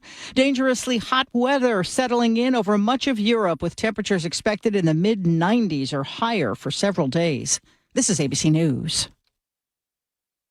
A state of emergency has been declared in a part of Los Angeles where a warehouse has been burning for nearly a week now. L.A. Council member Isabel Jurado represents the district. Families are still dealing with the smoke, odor, ash, closed parks and community spaces, disrupted routines, and serious concerns about what they are breathing. 85 million pounds of decaying food is now burning.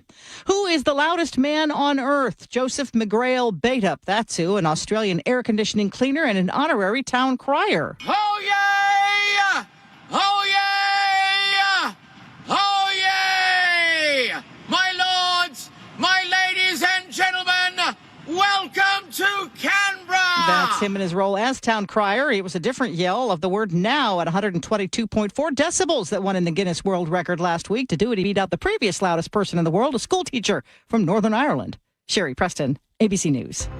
At 6:02, here's what we're following. Several suspects under arrest in a foiled plot to attack the White House UFC event. One of them is from our state. Luke Ducey will have more. Tacoma's Grand Cinema open again after a weekend threat shut it down. Police inspected the theater twice and cleared it. The cinema is adding security and banning bags this week. Egypt's soccer team is back at its Spokane base instead of Seattle after security authorities turned down its request to stay closer to the city. The team plays Iran at Seattle Stadium on Friday. We check traffic every 10 minutes. Sully has his eyes on the roads for us. And we're already seeing some brake lights through Nisqually today. We're up to 40 minutes from Olympia into Tacoma, a little bit behind schedule, but my drivers are confirming that the HOV lanes are open around the Steilacoom-DuPont Road, the final extension there from JBLM South down to Mounts Road in both directions. They opened yesterday, so that's a positive. Not sure why we're seeing the slowing there through Nisqually this morning, but either way, we're a little bit behind on that drive. Tacoma's fine, and then Federal Way to Seattle's under 40 minutes.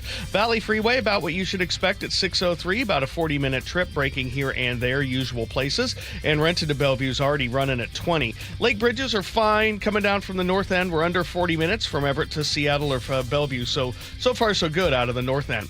This report brought to you by Lake Washington Windows and Doors. Right now, Lake Washington Windows and Doors is giving the first 40 June signups with 5 or more windows a free patio door plus 12-month free financing. Visit LakeWashingtonWindows.com. Now, the latest from KIRO Newsradio and MyNorthwest.com. Live from East Lake Avenue. You're listening to Charlie Harger and Manda Factor, Seattle's morning news. Good morning. A 21-year-old man from Belfair is suspected in a terror plot targeting the UFC event at the White House. KIRO News Radio's Luke Ducey is here with more on that and other potential targets like the World Cup. Yeah, the FBI arrested William Faulkner and at least 2 other men right now on suspicion of conspiring to commit murder. U.S. Attorney Charles Neal Floyd says Faulkner's role in the alleged plot involved drones loaded with explosives. If it wasn't for the intervention of law enforcement, I do believe they could have carried out maybe not the plans that they had ultimately hoped to achieve, but certainly they could have caused a mass casualty event at the White House. Yeah, court documents say the parents of another suspect called police. The FBI says that led to Faulkner's phone number and some online communications.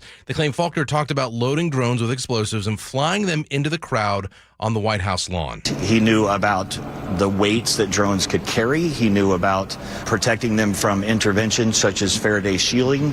He knew manufacturers, several of them. Floyd also says this group that Faulkner was allegedly part of was planning on using the drones to drive the crowd to a specific exit where the other suspects would be ready with sniper rifles. Faulkner was arrested on Friday and appeared in court yesterday, but this brings up a bigger question about drone safety and other events like that UFC event and the World Cup. During the U.S. game on Friday, Seattle police say they seized 10 drones and arrested 2 people for flying drones in restricted airspace around Lumen Field.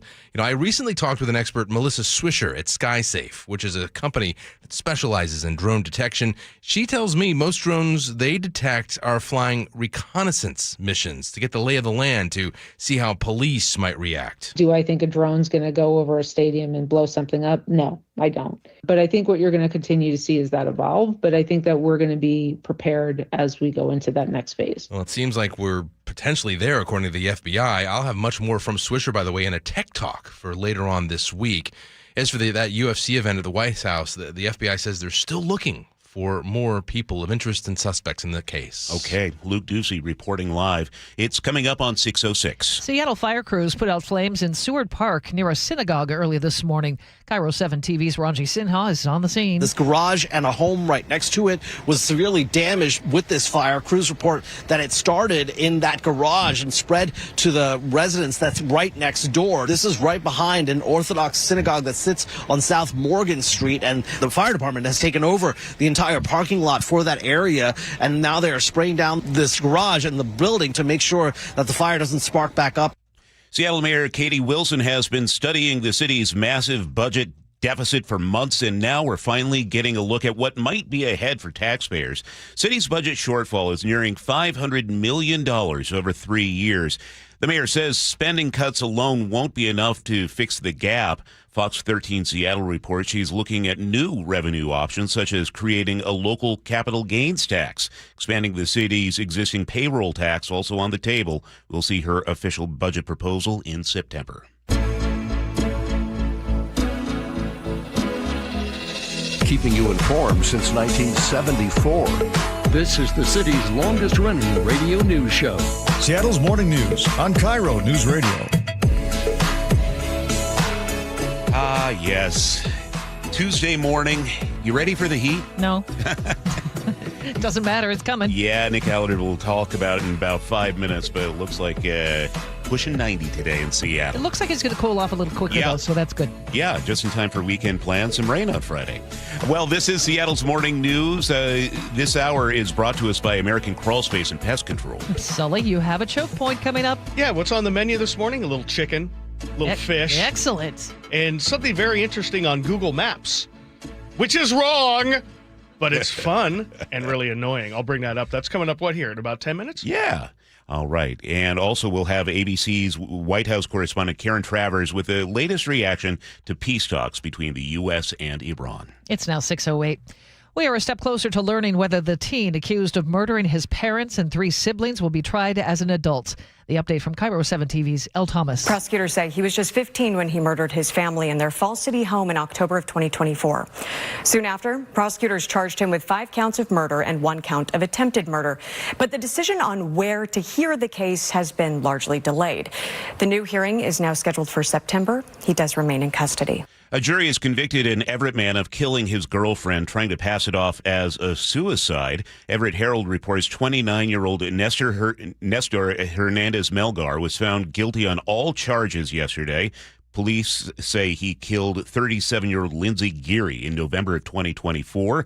The jury convicted him of first-degree murder, burglary, and violating a court order. 2 men are recovering after being dropped off with gunshot wounds at the Bonnie Lake Emergency Room late Sunday morning. We get the details from KIRO Newsradio's James Lynch. Pierce County deputies determined the shooting happened in an outbuilding on a large rural property on 214th Avenue East in unincorporated Bonnie Lake. Deputies, along with Bonnie Lake Police, served a search warrant and found at least 1 shell casing. Deputy Carly Capetto says investigators now try to determine what led to the shooting. Detectives are working with both of the individuals that are suffering from non-life-threatening gunshot wounds. However, there wasn't a lot of cooperation. Anyone with information should call 911. James Lynch, KIRO News Radio. Cleanup continues at Lake Sammamish State Park after a huge oak tree split in half, crushing cars in the parking lot.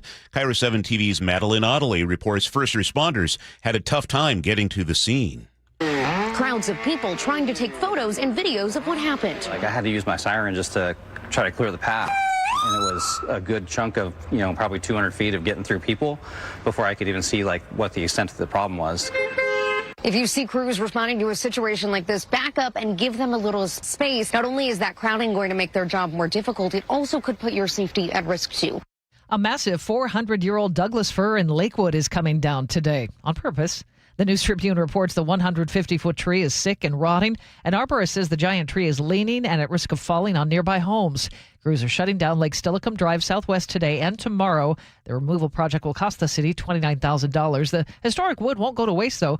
The tree service plans to turn the massive logs into custom furniture. A Bellevue police officer is being credited with helping save a life after a smartwatch alert. Back in April, a device automatically called 911 after detecting a hard fall inside a home. Officer Farland was first on the scene. I saw, an elderly male down on the ground. Definitely had a pretty decent head wound right on his forehead. Police provided immediate aid until Bellevue fire crews arrived. A popular Woodinville cafe is temporarily closed after a frightening crash on Father's Day. Details from KIRO 7 TV's Jason Sloss. The vehicle's front end ending up inside the cafe. A customer posted photos saying she's grateful her family wasn't hurt as they sat in a booth just inches away from the impact. Will Browsick was in that booth. It nudged my brother's chair. It was a foot away from hitting our booth. Witnesses say she hit the gas instead of the brake. She just looked like she was in shock. That driver and a customer were taken to the hospital with minor injuries. Eastside Fire and Rescue evaluated 5 other people at the scene. Seattle getting glowing reviews as a World Cup host city and could be setting itself up for more big events. Beth Knox is president and CEO of the Seattle Sports Commission, in charge of attracting and hosting big-time sporting events. It's just enormous. It is so significant to be a host city for the world's largest event. Knox tells KIRO 7 TV it's an addition for future events, including the Women's World Cup in 2031. Seattle, one of 14 potential host cities. And a Mariners starting pitcher is the American League Player of the Week. 6th strikeout for Logan Gilbert on his game today here at T-Mobile Park. Gilbert was lights out in 2 starts, posting a 1.35 ERA. The Mariners won both games he pitched. He struck out 10 against Baltimore, then followed it up with 8 more against Boston Sunday on his first Father's Day as a dad. Mariners back in action tonight. It's 6:12. Let's get a check on the weather. All right, KIRO 7 pinpoint meteorologist Nick Allard. Are we going to hit 90 today? Well, I have us right now at 89. So even if we don't, it's still going to feel the same. I don't think you can tell the difference between 90 or 89. And I think, we're right there at 89. But if we do hit 90, it would be the second time this month. And we don't often do that. We've only had 90 2 times in June, 10 times. And 81 years of records at SCA. So really, we usually only do it once. And they've actually done it 3 times, if that makes sense. In 92, 95, and 2021, we had 3 90s in the months. We just don't typically do it. But right now, yes, I have us at 89. I think it's going to be pretty hot in Olympia at like 92. I think it's going to be about 94 in Centralia, Chehalis, and say in the mid-80s around Everett. Tomorrow will be cooler, though. I expect to be into the low to mid-80s, say about 82, 83. And then we are potentially in the 60s for Thursday and Friday and Saturday and Sunday and even Thursday evening. And Friday and Saturday, there will be some showers. Quite a bit, actually, upwards of half an inch of rain over a few days. And then by Sunday, Monday, it will be drier, but still in the 60s and 70s. So it's getting weird. I mean, weirder than me, which is hard to say, but, there it is. Well, that's June for us, I guess. Right now in Seattle, it's 60 and partly sunny. It's 6:13. Time for a check on traffic. Once again, we do that every 10 minutes for you. Here's Chris Sullivan. And we've got a lot of things kind of going on between Lacey and DuPont this morning to explain for the northbound backup we have on I-5. We have a little crash with the state trooper with it on the left-hand shoulder right as you get down to the bottom of the Nisqually Basin coming down the hill out of Lacey. And then we have a ton of sun glare going back up the hill to Mounts Road. So you add those two together, and that's why we're slow out of Lacey. We're already 45 minutes to get up to Tacoma. That's about a 10-minute delay there. Looking at some braking through Fife as well, up the highway there towards 18, and then Federal Way to Seattle's a little over 40 minutes. Not quite 45 now from Puyallup to Renton, as the brake lights there are starting to beef up in the usual places. Eastbound 512 a little slow down the South Hill as well, but that's become normal. Coming down out of the north end, still a pretty decent drive out of Snohomish County. Nothing really in Marysville yet, or Everett, or really away from Linwood. We're under 40 from Everett to Seattle or Everett to Bellevue at this point. The lake bridges are still in very good shape. 18 looking really good. This report brought to you by Bucky's Complete Auto Care. For 50 years, Bucky's Complete Auto Repair has earned local trust with honest pricing, guaranteed repairs. That's why they're Carfax preferred. No gimmicks, just great service. Bucky's.com. I'm their conduit, and I'm glad to do it. Charlie Harger and Manda Factor, Seattle's morning news. Hey, oh, let's go. Now, Choke Points with Chris Sullivan. Presented by Carter Subaru. Nick. All right, what a nice little chicken that was. Chicken, fish, and other transportation tidbits. That's what Sully's calling this morning's Choke Point. Okay, Sully, where do we start? With the chicken? Well, we're going to start with the chicken. Okay. Because today is the day that Linwood and Mill Creek has been waiting for. The new Raising Cane's, Washington's 4th Raising Cane's chicken joint, opens today at about 10 o'clock. It's on 164th in the Linwood area there. That's the main drag getting out of Mill Creek. This is the first location north of Seattle. I drove by there 2 hours ago. Already more than 100 people who spent the night outside. Yeah, tents, lawn chairs. Okay, explain this to me some other time. TVs. I don't understand. Everything. I don't understand it either. Apparently, they got some big promotions going on. Why am I talking about a chicken joint? Well, because this opening has the potential to bog down one of Snohomish County's busiest streets for at least a couple of weeks. This spot on 164th is only 1,000 feet from the off-ramp from I-5. There's a Walmart a block away. There's a ton of turning and weaving and merging as people try to make their decisions right after the freeway off-ramps. And 164th is already nearly impassable during peak congestion. So Snohomish County Engineer and Deputy Public Works Director Doug McCormick told me that they plan to have uniform officers out there today. That is part of our plan is talking with them to have off-duty police officers, but whether that be Snohomish County or whether it be whoever's in that pool that day that they can hire to help manage traffic for that grand opening. The county's also considering limiting left turns into the Raising Cane's property if congestion gets too bad. That could include adding small concrete barriers on 164th to actually prevent the turning. We shall see, but definitely there's a lot of action going on there already this morning. I don't get it either. Now, from chicken to fish.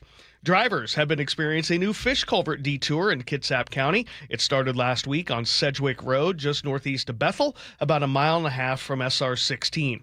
Washington Department of Transportation's Mark Krulish says a 4-month closure of the road is now underway as contractors build a new bridge over Salmonberry Creek. The detour around it, fortunately, is pretty short. You're adding on only about 1.5 miles to your drive, so you're going to take some county roads around the closure, and you'll be back on your way to the ferry before you know it. And why do we mention this? Because this is a direct ferry route. This closure is on the most direct route from SR 16 to Southworth. So you will have to deal with a detour there again for 4 months. Once this bridge is built, though, workers will have to return next summer for some major repairs there to remove that old culvert and fix the stream bed. The current culvert, 60 feet long, but only 48 inches wide. Not exactly ideal for the fish. Now, speaking of things that need to be replaced or upgraded, the years-long effort to fix the US 2 trestle between I-5 and Everett and the Lake Stevens Snohomish side of the road has taken its next step. WashDOT is down to just a few options for upgrading the multiple structures that make up the trestle over EB Island. This thing isn't really seismically great. They really need to handle to add some capacity there. A new online survey now active through July 7th to get your feedback on what should be done with this trestle. You can look at all the options that they're down to and check out that survey and give them their thoughts, your thoughts at mynorthwest.com. And finally, have you checked out Google Maps in Pierce County lately? All the time. I know you do because you live down there. But I hadn't really checked it out over my time off. But listener Jason made sure that I did when I was on my time off. That was the one email I responded to. Of course you did. I didn't respond to any of you guys. I'm a terrible person when it comes to email during my time off. The new SR 167 extension is now on the Google Map. It's there on Google Maps. This is the toll road that is going to connect Puyallup, where SR 167 ends as a freeway today, and goes up to I-5 and Fife. It is shown as a closed road, which is really annoying because it doesn't exist. And it's also showing that this is a closed road that's going to open in November. Unfortunately, that's not correct. The section from Puyallup to I-5 will not open until 2029. In fact, construction hasn't even begun, and yet there it is on the map. And according to the latest schedule, the 2-mile section from I-5 west to 509 down by the Port of Tacoma Road, that's the section that's going to open in November. not the actual freeway section that goes from I-5 to Puyallup. So it's there. It's very annoying. Every time I look at the map really quick, I'm like, oh my gosh, what's that closure? Oh, it's a road that doesn't exist. So, but it's there on Google Maps just to let you know that 167 is coming. The Gateway Project, years in the making. They're about to start turning dirt on that section that's going to go from Puyallup up to I-5 and Fife, and that'll be a big deal for primarily our freight traffic coming from the valley, going back and forth between the Port of Tacoma and whatnot. But again, that is going to be a tolled facility. I know some guys in construction. We could probably get a crew out there. We could make it happen by November. We don't need any permits or anything like that, right? Well, no, that's the thing. We don't really need to do any environmental work. Yeah. No, I'll call my guys. Yeah, well, I know you and Nick Allard have guys. Yeah. They're usually calling. You dial 7 and you get them. Yeah, the reason it's taken so long is that is a huge environmental area as you kind of work your way west towards Fife, as you know, because as the slough comes in from the from the sound there and everything. There's a lot going on there, wetlands, native areas, so they got to take care of that. But yeah, we've got 3 years worth of construction, and then I will open in 2029. Okay, back it up just a moment. So at 4 o'clock in the morning, you're telling me there were more than 100 people outside the Raising Cane's? Yes. When did chicken become such a big thing? I don't understand. I don't know. I've never had it. There are like 6 or 7 chicken chains now. There are. And, every time they kind of open, there's this kind of cult following that goes with them. I know here they have a bunch of, first day offers and things, but I guess if you're into chicken fingers, this is your thing. But yeah, they were camped out. There were tents. There was power. People had generators there. They were watching TV, playing video games. There was a very large, and it opens at 10. And as I've told all my friends and my family who live in that area, avoid 164th as well. You could go to 128th a little further north into the Everett area and work your way south. You do not want any part of this. It's going to be a very interesting blank show this afternoon, I think, as we get through there. And I don't like to brag, but I helped open the Edmonds Little Caesars when I was like 16 years old. Like they had a spot there. It's no longer there, RIP. But the first couple weeks, that is not the time you want to go to a fast food restaurant that is opening. Nobody knows what they're doing. There are going to be mistakes. There are going to be long lines and hours. So wait a couple weeks. It's going to be much more pleasant to go there. Pizza. That's right. Wasn't it Crazy Bread? Oh, yeah. So imagine this. I was the guy who you would talk to when placing an order. I'd pick up the phone. Thanks for calling Edmonds Little Caesars Pizza. Can I help you? Yeah. And people always thought it was a recording, but no, that was just me. You. That was me on the other end. Great. What was better, that or selling orthopedic shoes? Oh, you've had a lot of careers. Tough call. Yeah. Then I had to board up for this crazy woman one time. That wasn't me. Well, perhaps later we should scrap whatever G's comment section is, and he could talk about selling Cutco knives door to door. And you guys can talk about the really fun jobs you had growing up as you found your way towards your eventual careers. Yes. All right. 6:23. Let's take a peek at traffic now, Sully. And we do have some pretty heavy slowing getting through the Lacey area down the hill to Nisqually because of this crash right kind of at the base of the hill with the left shoulder being blocked there. And then we have sun glare up the hill to Mounts Road. So that's why we're up to 45 minutes to go from Olympia to Tacoma. It's about 10 minutes slower than it should be. Also seeing some very heavy brake lights through Fife at this point past 54th. Checking into that to see if we have anything other than maybe just a little sun glare there too. Plus, of course, construction. You're going to need a couple extra minutes to get up to Federal Way from Tacoma. And then Federal Way to Seattle's over 40 minutes now, definitely seeing brake lights at 320th and at 516. Valley Freeway, not quite 45 minutes, but definitely some brake lights in Auburn and at the north end part of that drive. Rented to Bellevue, we've got about 25 minutes already, very slow up through those S-curves all the way up to SR 900 there, or the Sunset there, the exit you'd use to get off at the landing or the Boeing plant. Across the lake, we're still doing really well, and coming down from the north end, not bad, but we're definitely seeing some volume around Linwood on southbound 5 right there at 196, and for I-5 right there past the 527 interchange as you work your way through Canyon Park. Over 40 minutes now from Everett to Seattle or Everett to Bellevue. This report brought to you by Home Comfort Alliance. AC not working? Don't assume the worst. Home Comfort Alliance repairs the first and only replaces if needed. Get a real pricing quote in 60 seconds. HomeComfortAlliance.com. One more hot day to get through. 89 the expected high for today in the sunshine. Tomorrow will cool down to 83, partly cloudy. By Thursday, highs only in the upper 60s. Dry early on. The rain moves in late Thursday. Rainy and breezy for your Friday and only 64. Right now in Seattle, sun is shining. It's 67. And coming up next, KIRO Newsradio's Luke Ducey reports on some hurdles ahead of the Egypt soccer team ahead of Friday's World Cup match between Egypt and Iran. We'll also get to your opening bell report here on Seattle's Morning News. Have something to say? We'd love to hear it. Text KIRO News Radio at 888-973-KIRO. That's 888-973-5476. Powered by Muckleshoot Casino Resort. This week's First Mark Challenge victory, well, it goes to Mike. Hey, Mike, why did you call First Mark Insurance? My wife and I moved here from New York City and found this great guy. It got pricey, but because he was good to us over the years, we stayed loyal to him. But then one day I got an increase that was quite unacceptable. So I made one phone call. I didn't do any shopping. My wife told me to call First Mark. Mike, were they able to save you and your family money? Oh, yes. It was over $100 a month. What would you tell others they can expect when they call First Mark? The most competitive pricing that you can find. And they had terrific customer service. Even if you're on the phone with them, you can tell they have a smile on their face, so you can tell they love what they're doing. Do you wish you would have made that call earlier? I was just kicking myself as you were speaking because I didn't do it sooner. Well, you just heard. Mike did it. My family did it. You got to do it, too. It's totally free. Take the First Mark Challenge. See how much they can save you and how much better your coverage will get. Maybe you will be our next First Mark Challenge victory. Just go to firstmarkinsurance.com. That's firstmarkinsurance.com. It's a fact. When your eyes work correctly, light focuses through both your cornea and your lens to give you high-quality vision. Hi, it's Dr. Kopstein from K2 Vision. Here's another fact. As we near age 50, we begin to lose the quality and function of our natural lens. That's when we start to reach for reading glasses and contemplate those cataracts on the horizon, typically in our 70s or later, but inevitable if we get old enough. Fortunately, K2 Vision has the advanced permanent solution for both, refractive lens exchange, or RLE. K2 Vision RLE is a quick, painless procedure that restores distance and near vision permanently. Plus, another thing is permanent. You will never develop a cataract.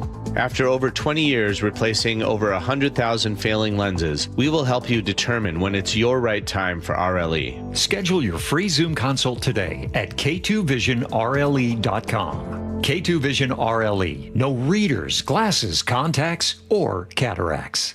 Get any size high-efficiency AC for just $179.99 a month with zero upfront cost. CM Heating's Comfort as a Service includes lifetime repairs and annual maintenance at no extra charge. Book your free estimate at cmheating.com today. License number CMHEAHL 751LW. If you have unfiled taxes or are in debt to the IRS, this is important news. Did you know the IRS has programs specifically designed to help people struggling with tax debt? Powerful tax assistance programs that can save you thousands if you qualify. No one knows these programs better than the experts at Optima Tax Relief, America's most trusted tax resolution firm, A-rated by the Better Business Bureau. Their award-winning tax attorneys and licensed professionals have resolved over $3 billion of tax debt for their clients. One call to Optima can start the process, helping to put an end to your worries about wage garnishment, asset seizure, and other aggressive IRS actions. Find the best options to solve your tax problems. Call the experts at Optima Tax Relief today for a free consultation. Call 800-343-6460. 800-343-6460. 800-343-6460. Optima Tax Relief. Some restrictions apply. For complete details, please visit OptimaTaxRelief.com. Eric Johnson here. I covered a lot of accidents over the past 30 years or so, but I never got to say much about what to do after a crash. Be honest, do you know what evidence to collect, what pictures to take, what documents to request, or what you shouldn't say to your insurance company? The Washington Accident Book Series is a must-have for drivers who want to be prepared for whatever the roads throw at them. Know your rights and how to avoid common mistakes after an accident by getting your free copy at WashingtonAccidentBooks.com. From the FIFA World Cup to competitive business environments, grand ambitions lead to game-changing achievements. At Bank of America, we're there to support businesses at every step, providing insights and expertise to help you gain an edge. He shoots, he scores! What would you like the power to do? Explore winning business solutions at BofA.com/gamechangers. Bank of America, official bank of the FIFA World Cup 2026. Why'd I go to the doctor? Working on the farm, my heart kept skipping a beat. I didn't think much of it, but my daughters made me get checked out. Turns out I have atrial fibrillation, which increases the risk of stroke about 5 times. Symptoms like irregular heartbeat, heart racing, chest pain, shortness of breath, fatigue, or lightheadedness can come and go. But if it's AFib, the risk of stroke remains. If you have symptoms, contact a doctor. I'm so glad I did. Visit notimetowait.com. Sponsored by Bristol-Myers Squibb and Pfizer. Now, the latest from KIRO Newsradio and MyNorthwest.com. Live from East Lake Avenue. You're listening to Charlie Harger and Manda Factor, Seattle's morning news. Good morning, it's 6:30. Egypt's national soccer team says it was denied a request to stay in Seattle ahead of its next FIFA World Cup match on Friday. And there's a heartfelt story involving the goalkeeper from Cape Verde that's taking over the internet. KIRO News Radio's Luke Tusi here with more. Yeah, it's one of those I'm not crying, you are kind of stories that's coming up. But first, let's start with the claims from the coach of Egypt. He says security authorities rejected their request to stay in Seattle instead of Spokane for their match against Iran this Friday at Seattle Stadium. The team made that request after their first ever World Cup win over New Zealand in Vancouver, BC, just this past Sunday. They wanted to reduce player fatigue and avoid additional travel before Friday's match, including all those plane connections that they'd have to make coming from BC, probably to Seattle and then Spokane. They won't say if those security authorities are U.S. authorities or FIFA. The Seattle Times says Homeland Security directed their calls back to FIFA. FIFA did fly the team to Spokane on a private jet after all, where they've been training at Gonzaga University. So in other news, Cape Verde, a small nation off the coast of West Africa, is capturing the hearts of fans all over the world. After tying both Spain and Uruguay, they have become the Cinderella story of the World Cup. Well, after the game with Spain, their first of the tournament, their goalie, Vozinha, started crying in a post-game interview and explained to the world this. I cry because I grew up with my grandparents. And unfortunately, they are not here. They died a few years before. And also because my mom, she didn't manage to be here. Yeah, he said they didn't pay for his mom's visa in time, so she couldn't see him play. And I would like she to be here, but I'm very happy also, and I'm very happy for all the Cape Verdean people. Well, his interview went viral, and the world kind of came together on this one. The State Department, FIFA, several lawmakers, and Cape Verde's Soccer Federation secured a visa for his mom. And here she was walking to the stadium in Miami the other day to see her son finally play a game against Uruguay.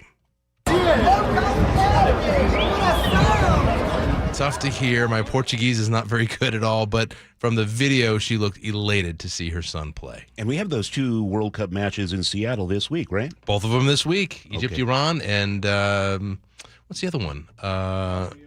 Bosnia tomorrow. Bosnia and Qatar. Of course. All right. Well, thank you. It's 6:32 now. As temperatures climb across the region this week, dozens of cooling centers are open. KIRO 7 TV's Brooke Griffin is in Tacoma. You might end up in a library like this one here at University Place down in the Tacoma area. This is a good option with air conditioning if you need one today. Many public libraries also hand out cold water to people on days when they're being used as cooling centers as well. Here in Pierce County, the libraries, malls, and most shelters are opening up for anyone who's trying to stay cool. It's 6:33. Time for a check on traffic. We do that every 10 minutes. So, Lee, take it away. And we have cleared the crash on northbound I-5 down the hill from Lacey down into Nisqually. So that backup is getting better. There is a little sun glare to deal with up to Mounts Road, but we're back under 45 minutes from Olympia to Tacoma. So we're picking up the pace there. Just ran the cams in Fife and not seeing anything, just a little bit of volume, a little bit of sun glare too. You're going to hit the brakes kind of in that Tacoma core right there by the Puyallup River Bridge, a little bit through Fife, but overall about 22 minutes to get you up into Federal Way. And then Federal Way to Seattle's about 45 now.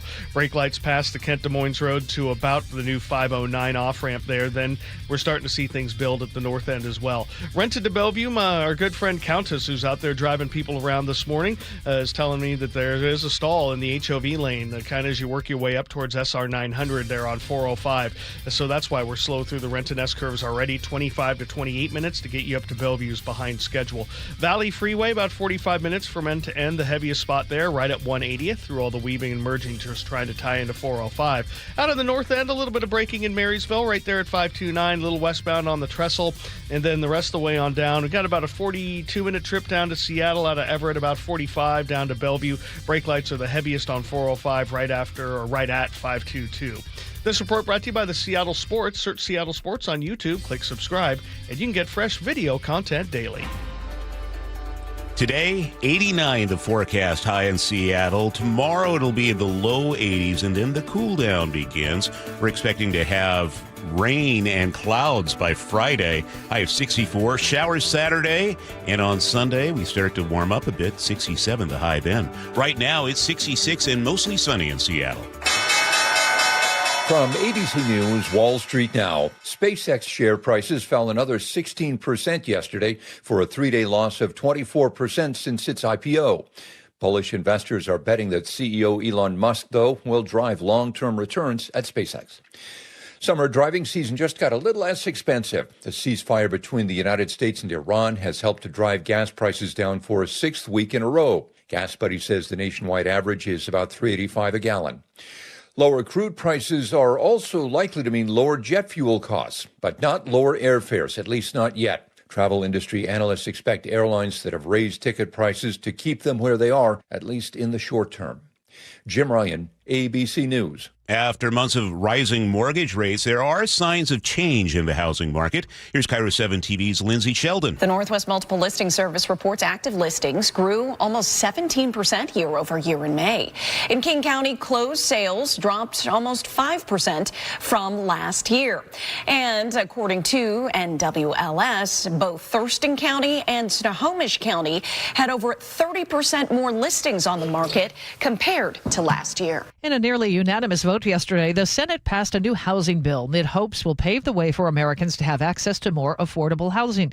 Here's News Nation's Mills Hayes. The bill tries to speed up federal permitting and environmental reviews, offering funds to communities that make it easier to build more affordable housing, as well as loosening financing and regulatory barriers for manufactured factory-built homes, which are often cheaper than traditional construction. This bill would also create a pilot program making mortgages worth $100,000 or less easier to get. A National Association of Home Builders analysis found that nearly 3 out of 4 American households could not afford the median price new home. The House is expected to vote on that bill later this week. Today marks the beginning of Amazon Prime Day. ABC's Mike Dubusky says it's now expected to compare to, or reports on how it's expected to compare to recent sales from the online retailer. This year's Prime Day is expected to bring in $26.3 billion. That's more than last Black Friday and Cyber Monday combined, according to forecast data from Adobe. It also marks a 9% increase over last year's Prime Day, which happened in July. Prime Day runs through this Friday. Becoming a U.S. citizen could become more expensive. ABC's Luke Barr has details on what applicants can expect. A new proposed rule by the Trump administration might make it more costly to become a U.S. citizen. The administration is proposing to raise the fee to file a citizenship form from $760 to $1,330, an increase of 75%. The current fees, they say, don't cover the cost of the application process. The increase is not immediate. A public comment period comes first. Reconsideration fees are also going up from $830 to $1,475. A public comment session will be held before that is enacted. And it is a rough start on Wall Street this morning. The NASDAQ down 542 points. That's off by more than 2%. The S&P 500 has dropped 115. That's 1.5%. The Dow is down 393 points. It is down 0.76%. The headline here is that tech stocks are getting sold off this morning. As the world watches Seattle, KIRO 7 News will take you beyond the matches. Live team coverage inside the best fan experiences, unique local stories, and the lasting impact of the games for our community. Connect to the Cup. Watch live in every newscast only on KIRO 7 TV. ABC Entertainment News. Get ready for the next generation's Lilith Fair. Olivia Rodrigo has announced a new all-female music festival called Daisy Chain Fields. Taking place August 29th in Irvine, California, the lineup includes Rodrigo, Chappell Roan, Doechii, and special guest Stevie Nicks. For more with Rodrigo, her interview with ABC's Diane Sawyer airs on Good Morning America today. Kaboom. ABC Audio has confirmed that Keanu Reeves is in talks to star in a new Lego film. Toy Story 4's Josh Cooley is set to direct the live-action animation hybrid. My name is Clara. I'm an artificial friend. We have our first look at Jenna Ortega in Clara and the Sun. The new film, adapted from the sci-fi book of the same name, also stars Amy Adams and Natasha Lyonne. Clara and the Sun lands in theaters October 23rd. And happy birthday to Academy Award winner Frances McDormand. Michelle Franzen, ABC News. 6:39, Sully, what's coming up in traffic? Well, we're going to take a look at the slowing on northbound 167 and then the transition to 405 in Renton. We'll break it down next. The opening bell is brought to you by Legacy Group Capital Common Sense Lending. They call this one Bill. Whoa, aliens? Am I in a spaceship? Affirmative, Bill. What's with the laser saw? Relax. We are cutting our bill in half. What? An Xfinity mobile transmission says you can cut your bill in half. Oh, your mobile bill, not me, Bill. Xfinity Mobile also says we can try it free for a year. Free. Yes, with no commitment. Can we put the saw away? I am reluctant. But we will find another being to bisect.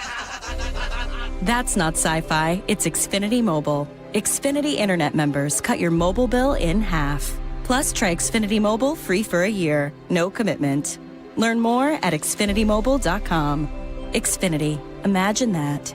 Restrictions apply. Xfinity Internet required. Savings compares one line of Xfinity Mobile Select to comparable plans from T-Mobile, Verizon, and AT&T as of 3/24/26. Taxes, fees, extra. $30 monthly discount limited to new mobile customers only. After 12 months, regular rates apply. Nothing worse than clutter. With Closets by Design, everything will finally have its place. 40% off plus an additional 15% off and 18 months 0% financing on approved credit if paid in full. Closet.byDesign.com or call 1-800-BY-DESIGN.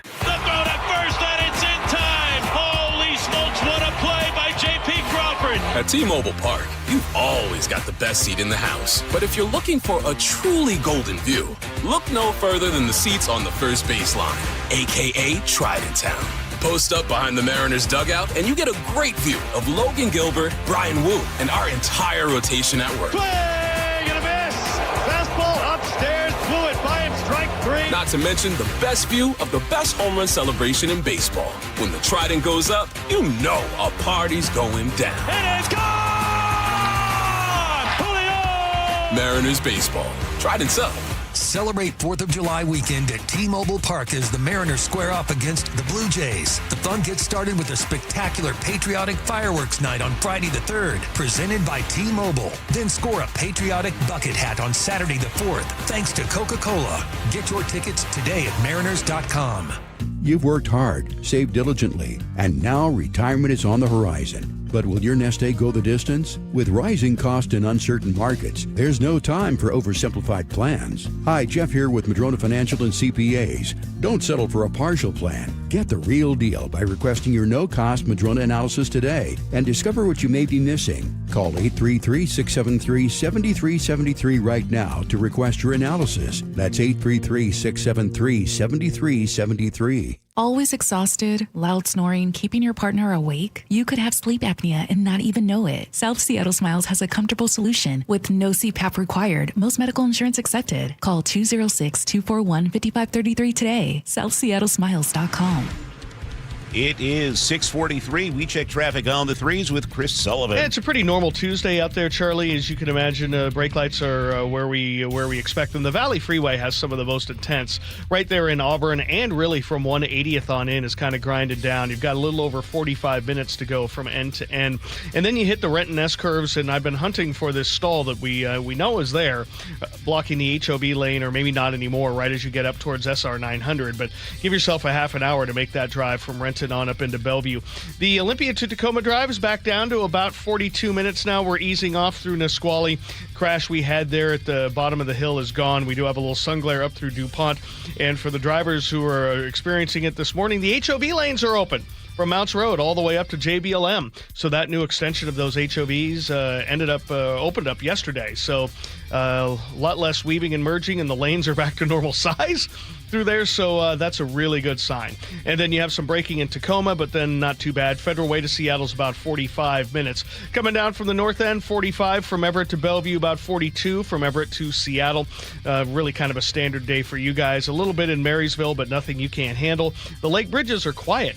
This report brought to you by Lake Washington Windows and Doors. Right now, Lake Washington Windows and Doors is giving the first 40 June signups with 5 or more windows A free patio door plus 12 months free financing.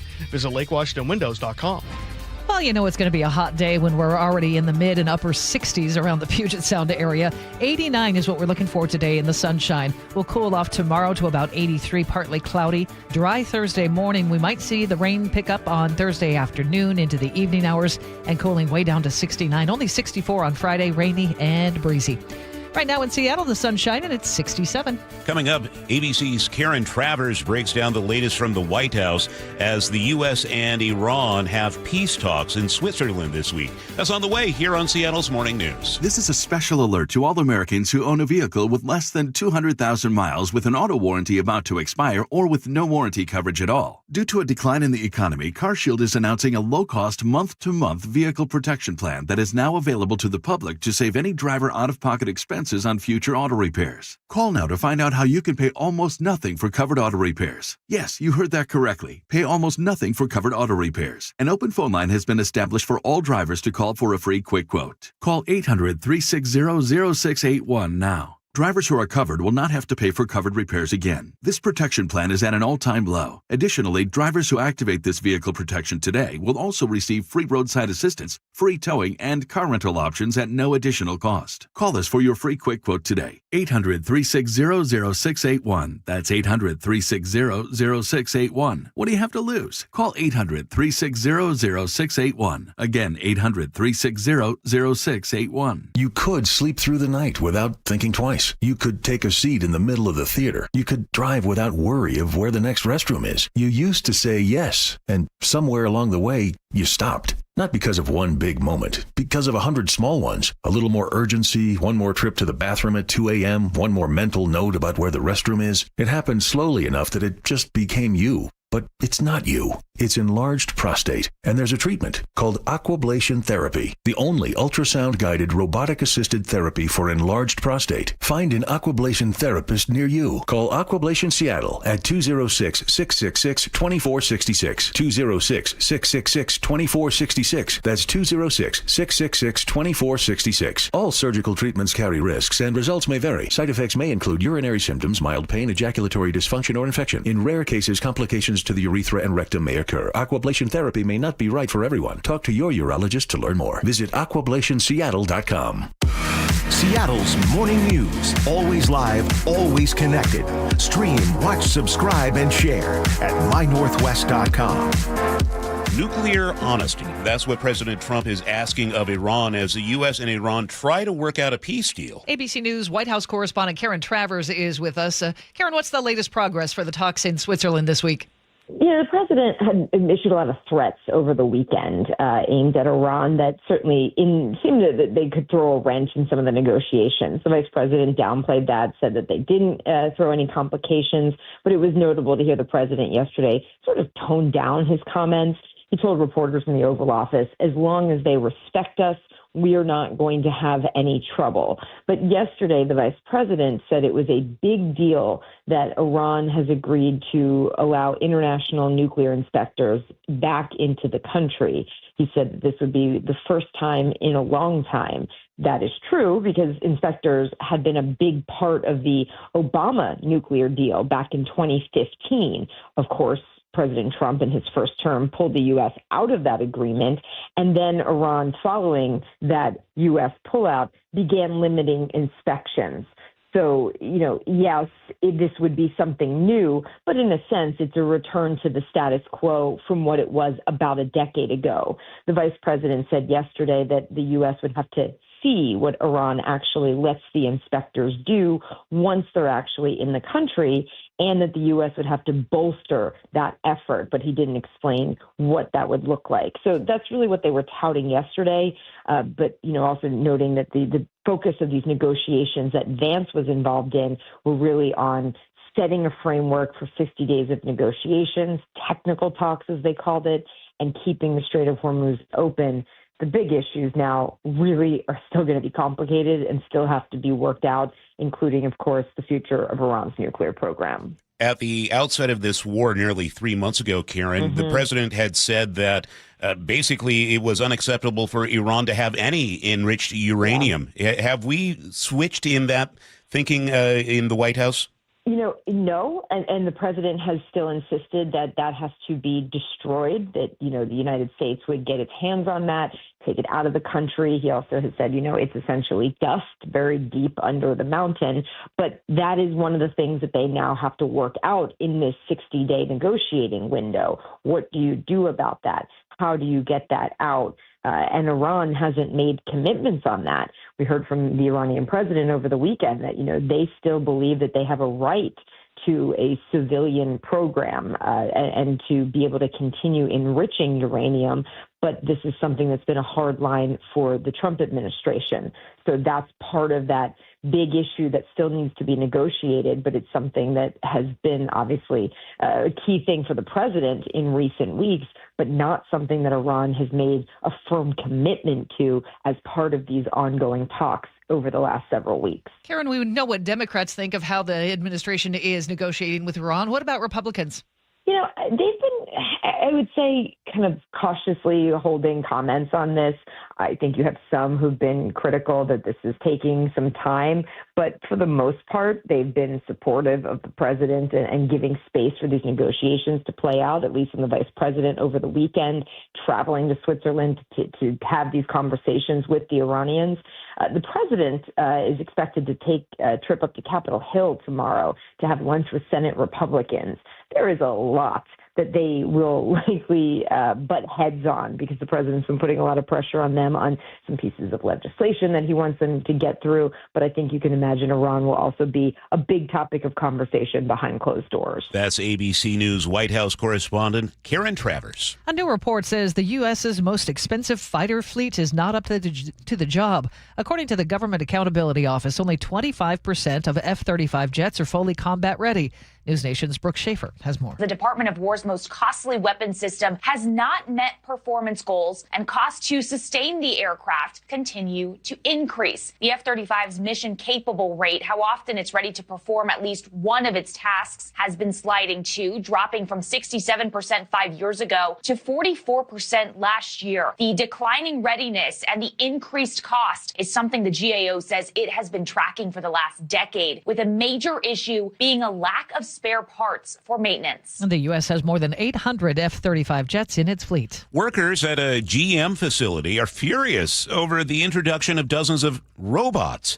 This after making large job cuts to their workforce. Here's News Nation's Nick Smith. The collaborative robots, or as they're called, cobots, made by Fanuc American Corporation, help employees attach body panels on vehicles. Now, GM says they are designed to work beside people, improving safety, ergonomics, flexibility, and competitiveness. The company has also said its production cuts were driven by slower electric vehicle demand. GM cut more than 1,000 jobs at GM's Factory Zero plant in Detroit, which is all electric. Then they installed roughly 50 robots on that assembly line. GM also says the layoffs are temporary, though it hasn't said when or if the laid-off workers will be brought back. From ABC News Tech Trends.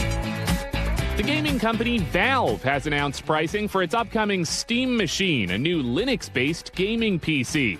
The 512-gigabyte version will go for $1,049, a significant notch above the already pricey PlayStation 5 Pro. A controller is not included in that price, but can be bundled for an additional $80. Valve says the Steam Machine will offer more customization than the PS5 Pro and will be able to play a wider variety of games. Electric car maker Lucid Motors is laying off about 1,000 employees, about 18% of the company. It marks Lucid's second round of staffing cuts this year as it prepares a trio of new, lower-cost EVs. And Amazon Prime Day is kicking off. Adobe forecasts this year will be a record setter for the online retailer, predicting shoppers will spend $26.3 billion when it all wraps up on Friday.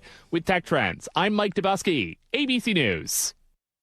It's 6:53. Time for a check on traffic once again. For that, here's Chris Sullivan. And no real surprises as we head towards 7 a.m. on our drive. The heaviest spot right now is southbound 405 away from 527 there in the Canyon Park area. We're up over 50 minutes to make that drive from Everett into Bellevue. We're under 45 from Everett into Seattle. There's also a little slowing up into the Marysville area, but maybe only a minute's notice. So really nothing too bad. And the Trestle westbound is about what you would expect. coming up from the south end. Still have some brake lights to deal with into and through Lacey. We had an earlier crash there down the hill into Nisqually. Right now, it's really kind of a sun glare issue heading up towards DuPont. Overall, though, 42 minutes from Olympia to Tacoma, plus or minus, isn't out of line. Once you get up through Tacoma, it's not bad, and Federal Way to Seattle, it's about 50 minutes now. Definitely seeing some braking past the north end of Boeing Field and approaching the West Seattle Bridge. Valley Freeway, 45 minutes plus to go from end to end, depending on how you hit it in Auburn. There's a little slowing from about 15th southwest to 15th northwest there. That's on either side of 167 and 18, and then at the north end as well. And then you have about a 30-minute trip from Renton up into Bellevue. All of the slowing you hit there is from basically 167 up to 30th. Across the lake, though, we're in very good shape. This report brought to you by the KIRO Newsradio App. You can text app to 888-973-5476. Download the KIRO Newsradio App where you can listen to your favorite shows, get the latest news and updates right to your phone. Here comes the heat, 89 the forecast high today. Now, the record is 92, not expected to beat that. Tomorrow, 83 for our high. 60 right now in Seattle. Coming up, KIRO News Radio's Luke Ducey has more on the Kitsap County man arrested in connection with a potential terror attack at the White House. We'll have that and more of the day's top stories on the way on Seattle's Morning News. Progressive knows you could have easily taken the freeway, but you took the scenic route to see a waterfall and an oddly busy boiled peanut stand. Discovering the unexpected is exactly why you bought an RV, so protect it with a bundle from Progressive. Because although you may be 3 hours behind schedule, you're 6 jars of jam richer and possibly enrolled in a butter churning workshop. Switch to Progressive and protect your RV, boat, or motorcycle by bundling with your home and auto insurance. Progressive Casualty Insurance Company, affiliates, and third-party insurers. Not available in all states or situations. Meet Lee Platz, a renter whose possessions fill not only her apartment, but also the darkest corners of a mini storage unit. A land of both truth and fiction. Truth, everything inside is protected by Progressive. Fiction, one day Lee will fit into her clothes from senior year of high school. Renters, discover coverage for what you love and what you can't get rid of in Progressive's Protection Zone. Get a quote at Progressive.com. Progressive Casualty Insurance Company, affiliates, and third-party insurers. KIRO FM and HD1, Tacoma, Seattle. You pay what we pay. Ford employee pricing is on now at Kendall Ford of Marysville. From Ford trucks and SUVs to Broncos, Mustangs, and more. Get in on incredible savings on select 2025 and 2026 Fords and get real American value. Bring on those warmer weather adventures in a new Ford and save thousands. Take those adventures off-road in a new 2025 Ford Bronco Badlands 4x4 and save over $7,100 off MSRP. Feel the all-electric exhilaration of a new all-wheel drive 2025 Ford Mustang Mach-E GT. Now over $11,500 off MSRP. With Ford employee pricing, you can buy like an employee and save like an employee. Get in on the savings and stop by Kendall Ford of Marysville today. Kendall. Let's start something great. VIN number 1F SLB 83112 and 3F SMA 54938. All factory rebates subject to change. Prices not include taxes, title, or license. Subject to prior sales. See dealer for details. Offer expires 6/30/26. How would you like to invest in the Seattle real estate market, one of the hottest and most stable regions in the country, and achieve a great rate of return on your investment without the effort of sourcing a deal, the expense and time of building permits, or all the hassles that come with being a landlord?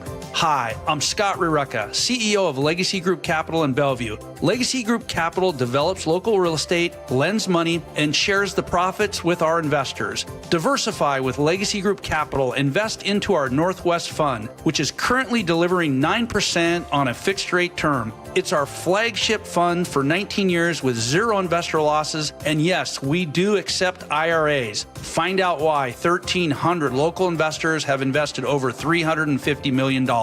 Invest in the stability and ease of Legacy Group Capital's Northwest Fund. Legacy Group Capital at legacyg.com. This is not investment advice. Investments available to accredited investors only. Details at legacyg.com. You know, I used to think all money managers were the same until I spoke with Fisher Investments. Really? How different are they? Fisher's investment counselors are dedicated to service, not sales, keeping clients up to date on their portfolio.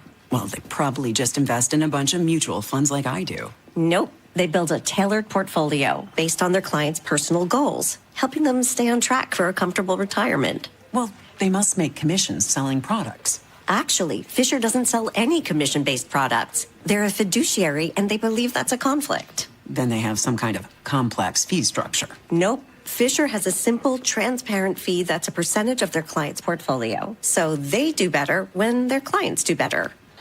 It sounds like Fisher really is different. Couldn't have said it better myself. Fisher Investments. Clearly different wealth management. Learn more at fisherinvestments.com/different. Investing in securities involves the risk of loss. Hartley here from Wilcox Farms. For over 100 years, we've cared for hens with healthy pastures and organic grains. That's why our eggs are nutritious and flavorful. Next time you shop, choose Wilcox Family Farms, locally fresh since 1909. Your best source for local news. KIRO Newsradio, KIRO FM and HD1, Tacoma, Seattle, Northwest News. ABC News, I'm Sherry Preston. President Trump this morning saying Iran has agreed to what he calls the highest level nuclear inspections. Iran's foreign minister says no international inspection visits have been scheduled. Vice President J.D. Vance saying there is a good foundation for a deal after he left talks in Switzerland. Another part of the ceasefire agreement, the Trump administration granting a waiver to allow Iran to sell oil.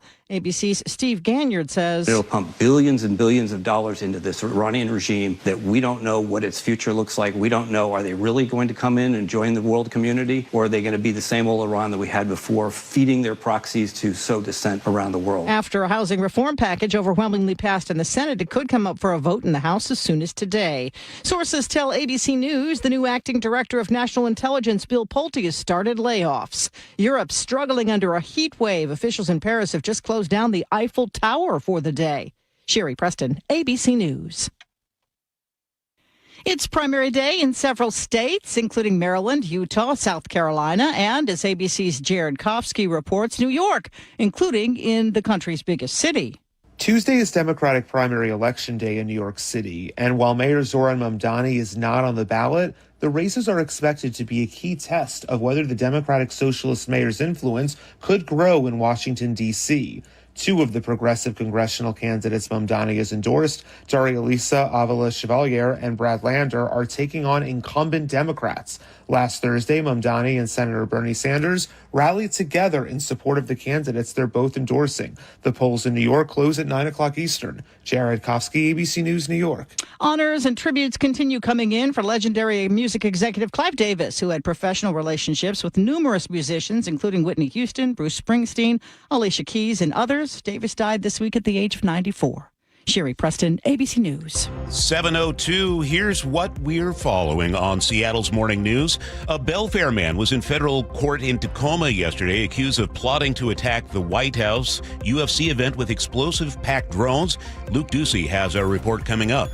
A historic wedding venue on Lake Union started taking on water yesterday. Seattle firefighters pumped out the MV Scansonia, and repairs could take weeks. And Mariners pitcher Logan Gilbert is the American League Player of the Week. Just about 7:03. That's time for a check on traffic. We do that every 10 minutes. What do you have for us, Sully? Got a standard Tuesday, Amanda, so far. Brake lights right where they should be. Nothing significant in your way.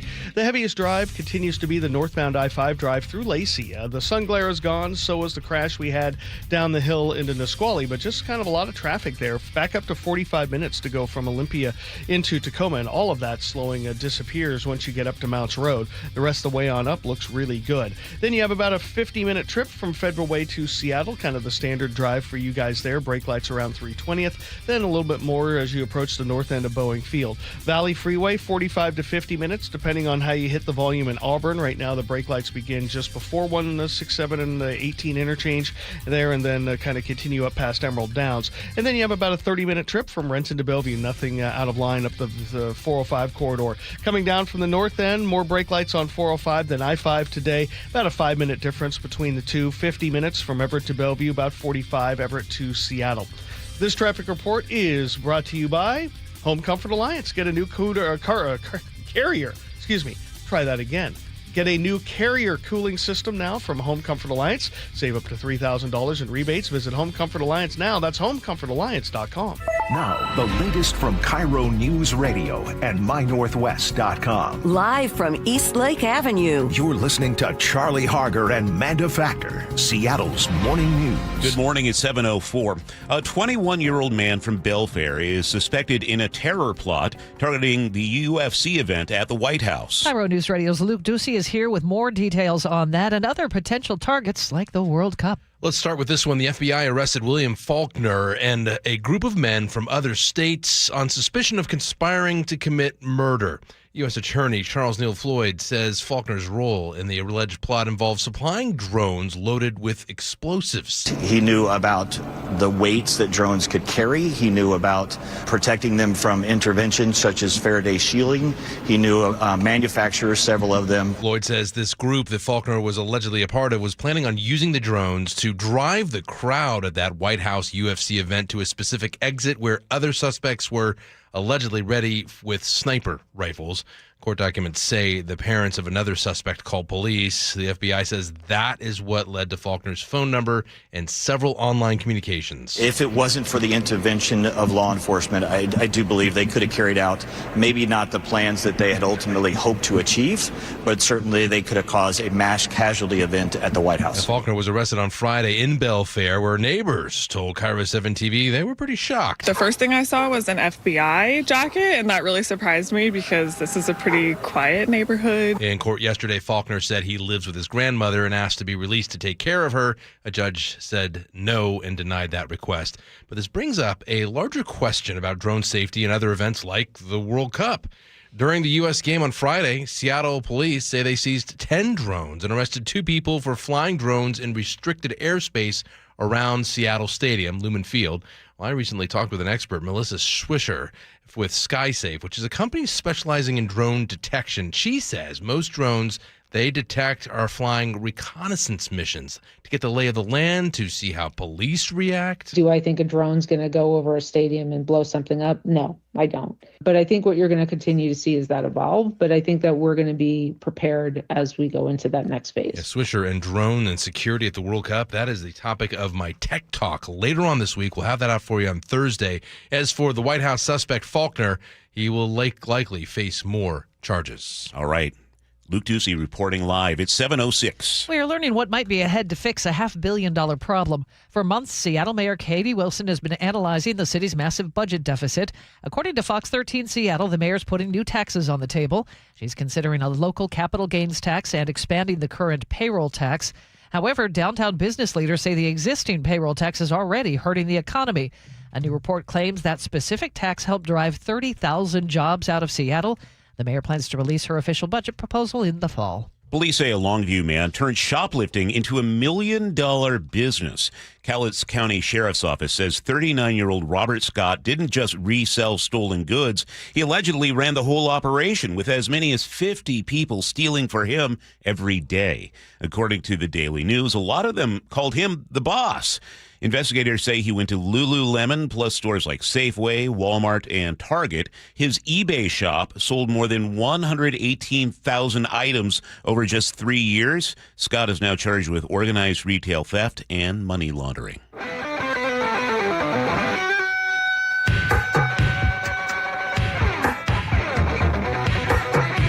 Keeping you informed since 1974. This is the city's longest-running radio news show. Seattle's Morning News on KIRO Newsradio.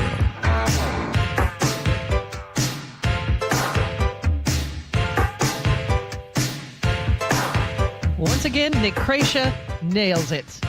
One of my favorite songs of all time. Crasha crushes it. Oh, darn it. Why didn't I think of that? Okay, we'll do that on the next take. Glad to have you with us for Seattle's Morning News. It's Tuesday, June 23rd. Really glad you can be here with us today. It's going to be a hot one. We'll be talking with KIRO 7's Nick Allard in a few minutes, but we're not ruling out 90 for the high in Seattle. Yeah. Also coming up this hour, progress between U.S. and Iranian negotiators in Switzerland. We'll get some analysis from retired Lieutenant General Richard Newton. And in today's 7:35 commentary, how much would you pay to stay cool on a day like this?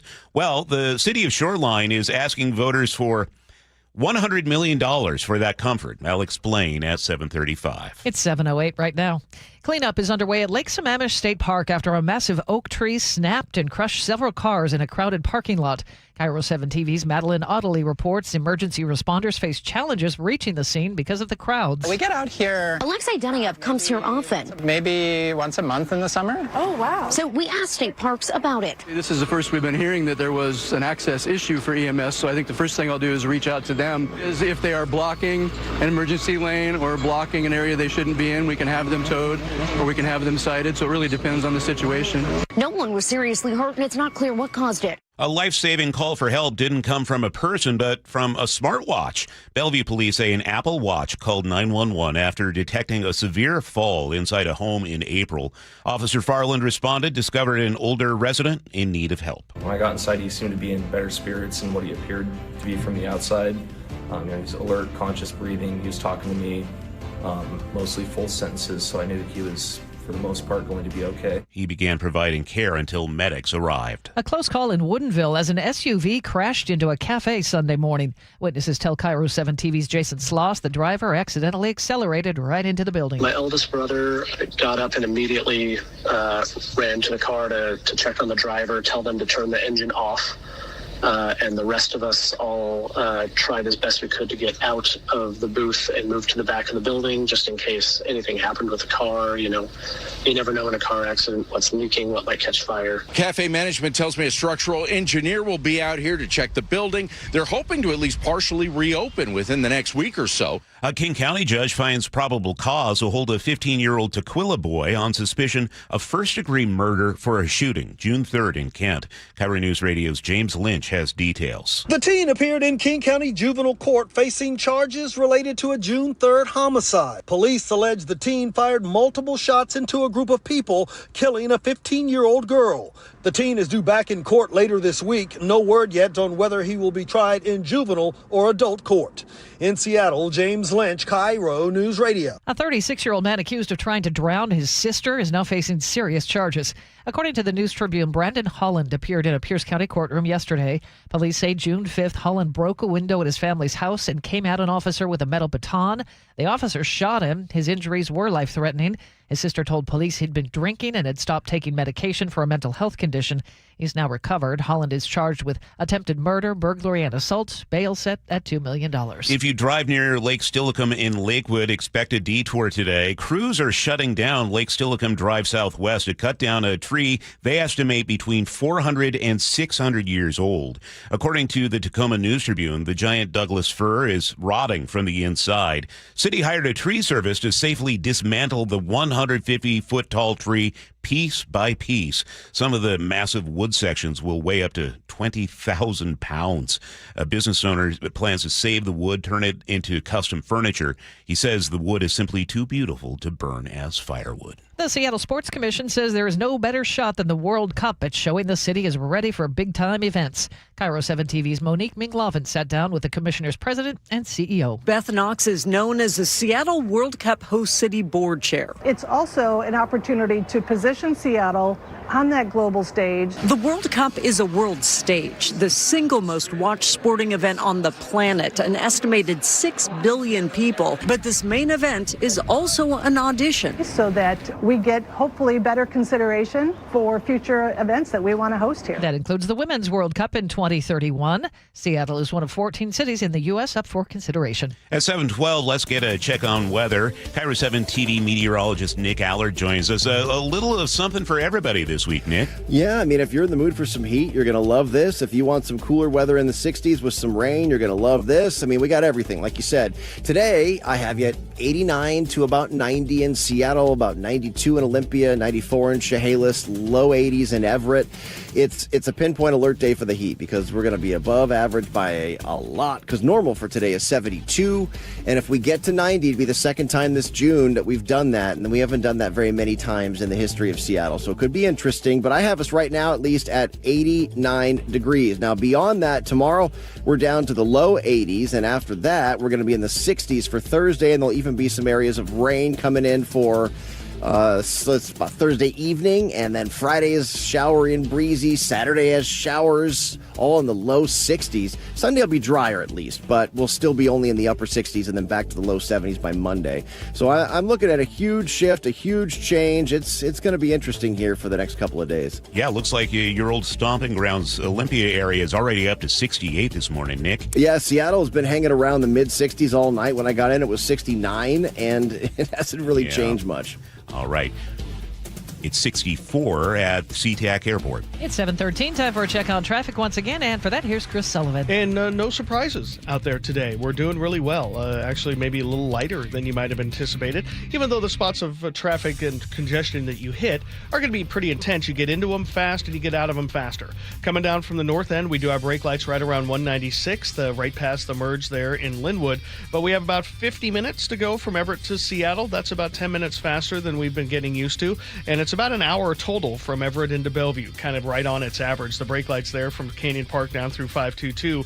And then after that, it's a really clean drive the rest of the way on down into Bellevue. Northbound I-5, not too bad now through Lacey. Just some off and on braking, little volume there up through DuPont. But after that, a pretty clean drive. Under 45 minutes again to get you up into Tacoma. Federal Way to Seattle's up to an hour now. Definitely a lot more braking up past the Kent Des Moines Road. A little gap until you get up to about the middle of Boeing Field, and then you hit it again. Valley Freeway, we've got 50 minutes, maybe a little under, depending on how you hit it in Auburn. And Renton to Bellevue's a little over a half an hour. Lake bridges, though, are still quiet. KIRO News Radio Real-Time Traffic, I'm Chris Sullivan. Seattle's Morning News on KIRO News Radio. Good morning. It's 7:15 rather. Peace in the Middle East? That's a question this week as officials from the U.S. and Iran meet in Switzerland to work on the logistics of a peace deal that would end the war between the two countries. Vice President J.D. Vance said yesterday there has been great progress with the negotiations. Let's bring in retired Lieutenant General Richard Newton once again, a national security contributor for News Nation. Seems a big development, General, in the last 24 hours has been that Iran is agreeing to international nuclear inspections. Can you just expand on that a little bit?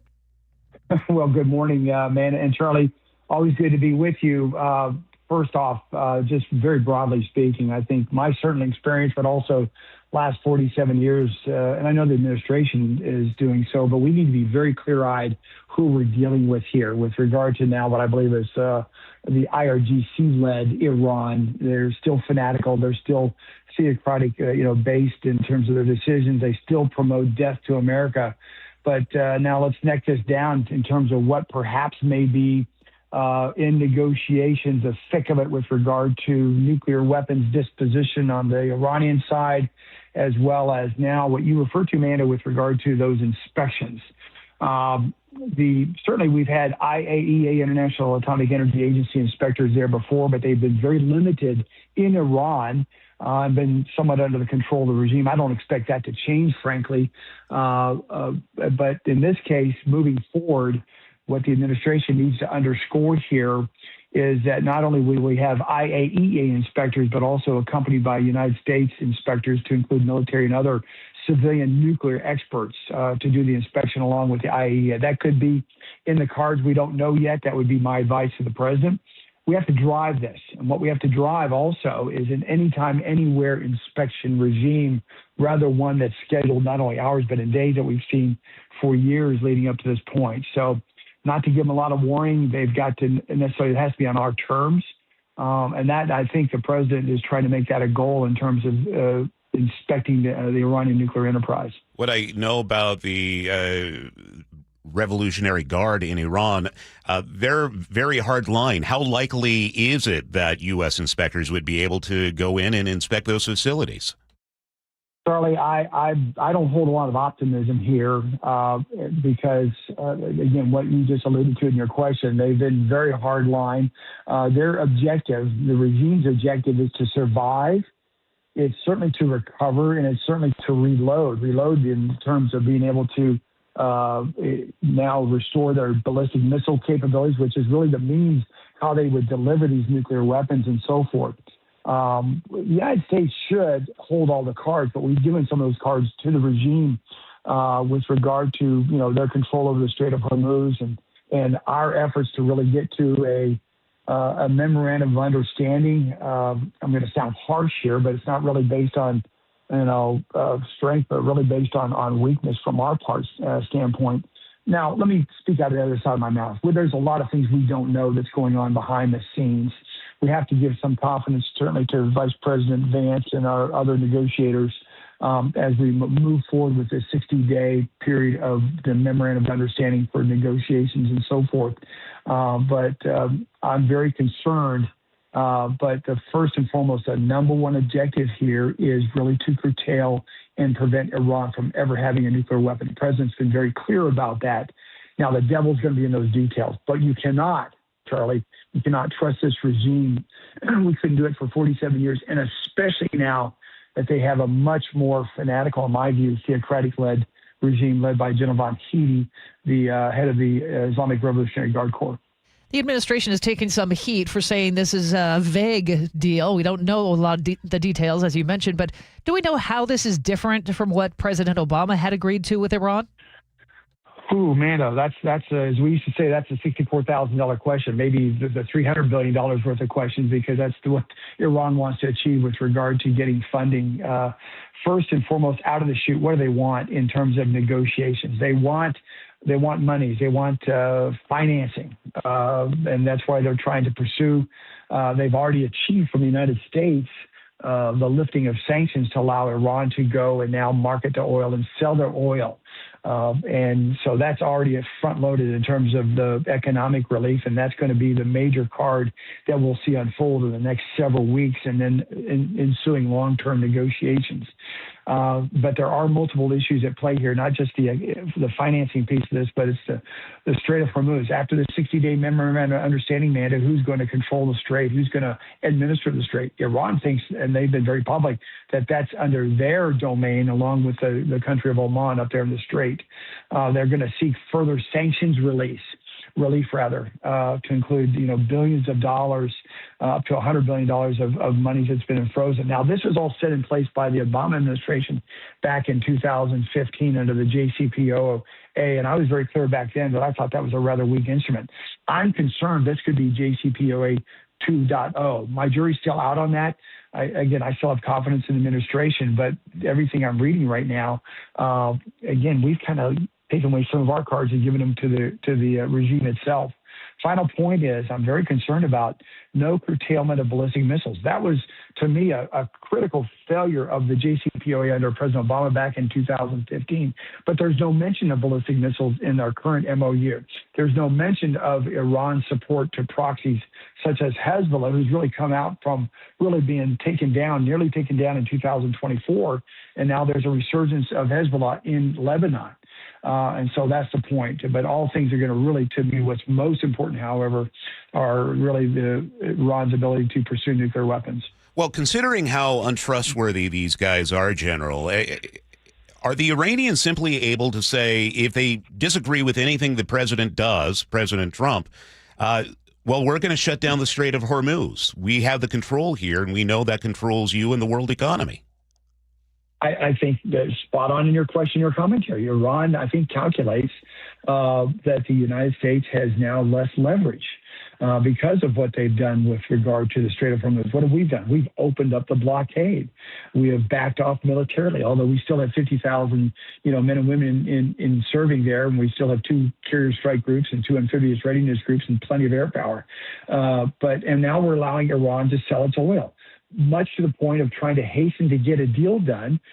I'm afraid the administration, the president's looking at, gas prices at the pump through the summer. He's certainly looking at, the idea of the depletion of the strategic oil reserve from the United States standpoint. He's obviously looking at elections coming up, the midterms coming up in November. And, oh, by the way, the Iranian regime, they're watching us like a hawk. They know that. And so that's concerning to me. And so, yes, I think now Iran, not necessarily that they have taken cards away from, it's almost as if we have given them cards to hold. And so the final point is about the promise we made to the 92 million people, Iranian people, 40,000 of their citizens were killed in the streets by the IRGC and the besieged militia back in January. I'm concerned that do we no longer really stand by what we say? We stand by our word. And that furthermore, that if we don't, this is a bully we're dealing with here. If we don't stand up to this bully, how's that going to play out in terms of U.S. ability to deter future adversaries such as Russia, such as China, and certainly North Korea in the future? And again, final point is the IRGC has thousands of American blood on their hands. And so forth, all the way back to the Beirut bombings back in 1980, 82, and then fast forward to Khobar Towers and, in Saudi Arabia, and then certainly what they've done with support of the Iraqi militia that they've supported killing Americans in Iraq. So I just think there's really not one shred of evidence that this regime has made commitments to or will make any fundamental changes in their behavior.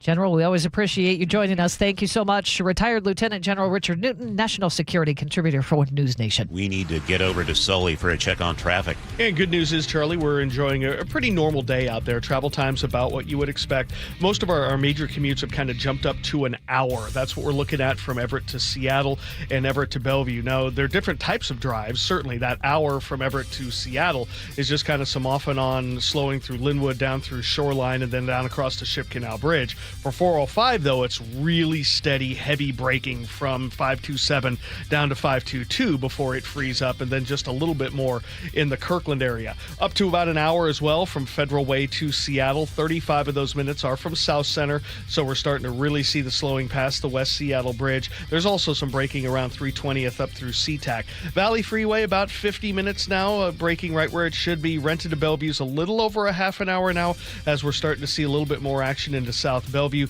Lake Bridges are still fine. Olympia to Tacoma's kind of settled in under 45 minutes today. Really heavy out of Lacey early. KIRO News Radio real-time traffic. I'm Chris Sullivan. One more hot day, a high of 89 for today. We'll be into the low 80s for tomorrow, and some rain arriving by late Thursday. It's 66 in the sunshine in Seattle right now. Coming up, more of the day's top headlines. We'll have Luke Ducey on Egypt's World Cup team and how they have to stay outside of Seattle ahead of the match against Iran on Friday. How about the 7:35 commentary? Why the city of Shoreline is asking for $100 million. I'll explain at 7:35. This is Seattle's Morning News. This hour is brought to you by CM Heating. 30 years ago, Davis Law Group was founded to be the best law firm for our clients and our community. Our core values are to win, help, and serve. It means our success is defined by the difference we make in our clients' lives and the impact we can have in our community. Not by giant settlement checks or shiny offices. Our mission to lift up the vulnerable extends beyond the courtroom to our charity partners, promoting safety, uplifting students, accident victims, foster youth, and the elderly. If you've been injured and want better results for your claim and for all of Washington, call Davis Law Group today. For over 50 years, Bucky's Complete Auto Repair has been the one locals trust for honest pricing, expert service, and guaranteed repairs. This dedication has earned them a Carfax Preferred designation. This is Sully. At Bucky's, every customer gets detailed Carfax updates, timely service reminders, and a full service history. It's all right there at your fingertips. With 16 family-owned locations and no appointment needed, easy financing, Bucky's makes auto care simple. Visit Bucky's.com today and drive with confidence. KIRO News Radio. Get on the YouTube channel. We're live all day on YouTube. Every show, every day. Hang out with us. The whole gang's there. And you never know what you might see. Back up the camera. Oh, my God. Just search KIRO News Radio, then subscribe. Meet Lee Platts, a renter whose possessions fill not only her apartment, but also the darkest corners of a mini storage unit. A land of both truth and fiction. Truth, everything inside is protected by Progressive. Fiction, one day Lee will fit into her clothes from senior year of high school. Renters, discover coverage for what you love and what you can't get rid of in Progressive's Protection Zone. Get a quote at Progressive.com. Progressive Casualty Insurance Company, affiliates, and third-party insurers. If the world were like a Sleep Number mattress, everything would adapt for your comfort. Because as your life changes and your body changes, Sleep Number mattresses adapt and shift to give you personalized comfort night after night. And right now, new mattresses start at $1,500 during our 4th of July sale. To experience a whole new world of comfort, visit a Sleep Number store or go to sleepnumber.com. Sleep Number, to a good life sleep. Honey, did you invite the minions over? Hello. Well, you know how we talked about getting Wi-Fi from Xfinity? Yeah. I ordered it this morning, was online in minutes, then they showed up. So they just came over to use the Wi-Fi? They even brought their own devices and spellbook. You didn't give them the new Wi-Fi password, right? No. That's good. I gave them our old one. Because Xfinity lets us keep the same network name and password so devices connect instantly. What do they want Wi-Fi for anyways?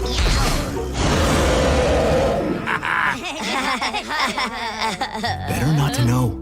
plausible deniability. Get streaming or scheming instantly with same-day Wi-Fi from Xfinity. Plus, lock in one price for the most reliable fiber-powered Wi-Fi for 5 years. Guaranteed. And see Minions and Monsters only in theaters. Xfinity. Imagine that. Restrictions apply. Not available in all areas. Use of fiber coaxial cable. Learn more at xfinity.com/same-day Wi-Fi. RV buyers save thousands at the 10th Annual Summer RV Blowout Sale, June 18th through the 28th at the Evergreen State Fairgrounds. Top manufacturers with every floor plan imaginable. Exclusive dealer rebates. Huge discounts on new and used models. Factory reps on site. Enjoy free lunch. Plus a year's worth of free camping. The 10th Annual Summer RV Blowout Sale, June 18th through the 28th at the Evergreen State Fairgrounds in Monroe. Hosted by Open Road RV. Free parking and admission. You're great at protecting your data, but lots of places could still expose you to identity theft. I thought it was safe. If that happens, LifeLock gives you a U.S.-based restoration agent who will stick by your side from start to finish. Phone calls, filing documentation, preparing insurance claims, your agent handles it all. In fact, we're so confident restoration is guaranteed or your money back. Isn't it nice to have someone like that on your side? Save up to 30% with promo code NEWS at LifeLock.com. Terms apply. Why'd I go to the doctor? Working on the farm, my heart kept skipping a beat. I didn't think much of it, but my daughters made me get checked out. Turns out I have atrial fibrillation, which increases the risk of stroke about 5 times. Symptoms like irregular heartbeat, heart racing, chest pain, shortness of breath, fatigue, or lightheadedness can come and go. But if it's AFib, the risk of stroke remains. If you have symptoms, contact a doctor. I'm so glad I did. Visit notimetowait.com. Sponsored by Bristol-Myers Squibb and Pfizer. Nearly half the homes in Western Washington are not properly insulated or not insulated at all. Sound like your home? Then call for your free inspection. InsulationNorthwest.com. Now, the latest from KIRO Newsradio and MyNorthwest.com. Live from East Lake Avenue. You're listening to Charlie Harger and Manda Factor, Seattle's morning news. Good morning, mid 7:30. Egypt's national soccer team says it was denied a request to stay in Seattle ahead of its next FIFA World Cup match on Friday. And there's a nice story involving the goalkeeper from Cape Verde who is taking over the internet right now. KIRO News Radio's Luke Ducey is here with more. Yeah, let's start with those claims from the coach for Egypt. He says security authorities rejected the team's request to stay in Seattle instead of Spokane for their match against Iran this Friday right here in Seattle. The team made that request after their first ever World Cup win over New Zealand up in Vancouver, BC on Sunday. They wanted to reduce player fatigue and avoid additional travel before Friday's match. They won't say if those security authorities were U.S. authorities or FIFA. FIFA did fly the team to Spokane on a private jet where they've been training at Gonzaga University. In other news, Cape Verde, small nation off the coast of West Africa, is capturing the hearts of fans all over the world after tying both Spain and Uruguay in their first 2 World Cup matches. Well, after that first game they had with Spain, their goalie, Vozinha, started crying during an interview post-game and explained to the world this. I cry because I grew up with my grandparents. And unfortunately, they are not here. They died a few years before. And also because my mom, she didn't manage to be here. Yeah, he said they did not pay for his mom's visa in time for her to see him play. And I would like she to be here, but I'm very happy also, and I'm very happy for all the Cambodian people. Well, his interview went viral, and the world then kind of came together. The State Department, FIFA, several U.S. lawmakers, and Cape Verde Soccer Federation secured a visa for his mother. If you're watching on our YouTube feed right now, you're going to be seeing Mom arriving in Miami for her son's game in time to see it against Uruguay. She looks elated to see her son play. By the way, Cape Verde plays Saudi Arabia this Friday. If they win, this Cinderella team could go through, or they will, in fact, go through to the knockout stages. Incredible. Luke Ducey reporting live. A coalition led by Washington's Attorney General is pushing back against plans to expand oil drilling in Alaska. Nick Brown and attorneys general from 13 other states filed court briefs opposing a federal program targeting the Arctic National Wildlife Refuge's coastal plain. They argue the project could damage wildlife habitats, including migratory birds that rely on the region, and worsen climate change. The coalition also claims the government bypassed required environmental reviews and public input in approving that plan. 7:33, we check traffic on the 3s. Here's Chris Sullivan. And we are enjoying a typical Tuesday out there. Heavy brake lights in the usual places, but you get through them okay. By far the worst drive now is Federal Way to Seattle. We got about an hour and 10-minute trip now. We're pushed into the red by about 10 minutes, with 40 of those minutes from South Center. It's going to be bumper to bumper from the beginnings of Boeing Field now, all the way past the West Seattle Bridge merging, and then into downtown. West Seattle Bridge itself also seeing a little bit of slowing, but manageable. Also 509 and 99 a little heavy getting through White Center today, coming up out of Burien. Looking at Renton to Bellevue now up to 40 minutes. Those S-curves are very active. By the time you're past 30th, though, it eases off a little bit more into the Bellevue area. And right there in the Factoria core, we're looking at some slowing in both directions of I-90, just trying to tie into Bellevue, but that's nothing unusual. Valley Freeway behind that about 50 minutes, and we've settled in on an hour, maybe a little bit under, on southbound 5 or 405 to get you from Everett to Seattle or Bellevue, which on most days is a very comfortable drive, or at least average. This report brought to you by Seattle Sports. You can always listen to your favorite local sports content on the FM dial, 97.3 HD through HD2. Got to get through one more hot day, headed for a high of 89. The record today is 92. Lots of sunshine. Tomorrow will cool off to about 83, and then by Thursday, it'll be dry, but for the first part of the day, we might see some rain rolling in by late in the day. Thursday, 69, only 64, rainy and breezy on Friday. Right now in Seattle, sunshine and 66. News matters. Experience counts. You're listening to Charlie Harger and Manda Factor, Seattle's morning news. Time for the 7:35 commentary. I grew up swimming in public pools. I loved Yost Pool in Edmonds. The Mount Lake Terrace pool was indoors, so you could swim in January. And when I visited my dad in the summer, his trailer park had a pool. On a hot day, that was the best place on earth. So believe me when I say this, I like public pools. Every community should have one. But the city of Shoreline wants voters to approve $100 million for one swimming pool. One pool. It's a nice pool, I'll give it that. 8 lap lanes, a recreation pool, hydrotherapy pool, a sauna, a snack bar, and a flexible seating arrangement, whatever that is. And yes, a lazy river. Shoreline has about 62,000 residents, $100 million. Now, compare that with the Gordon Family YMCA down in Sumner. It opened in 2015 for $35 million. That building is 110,000 square feet, more than twice the size of what Shoreline wants to build.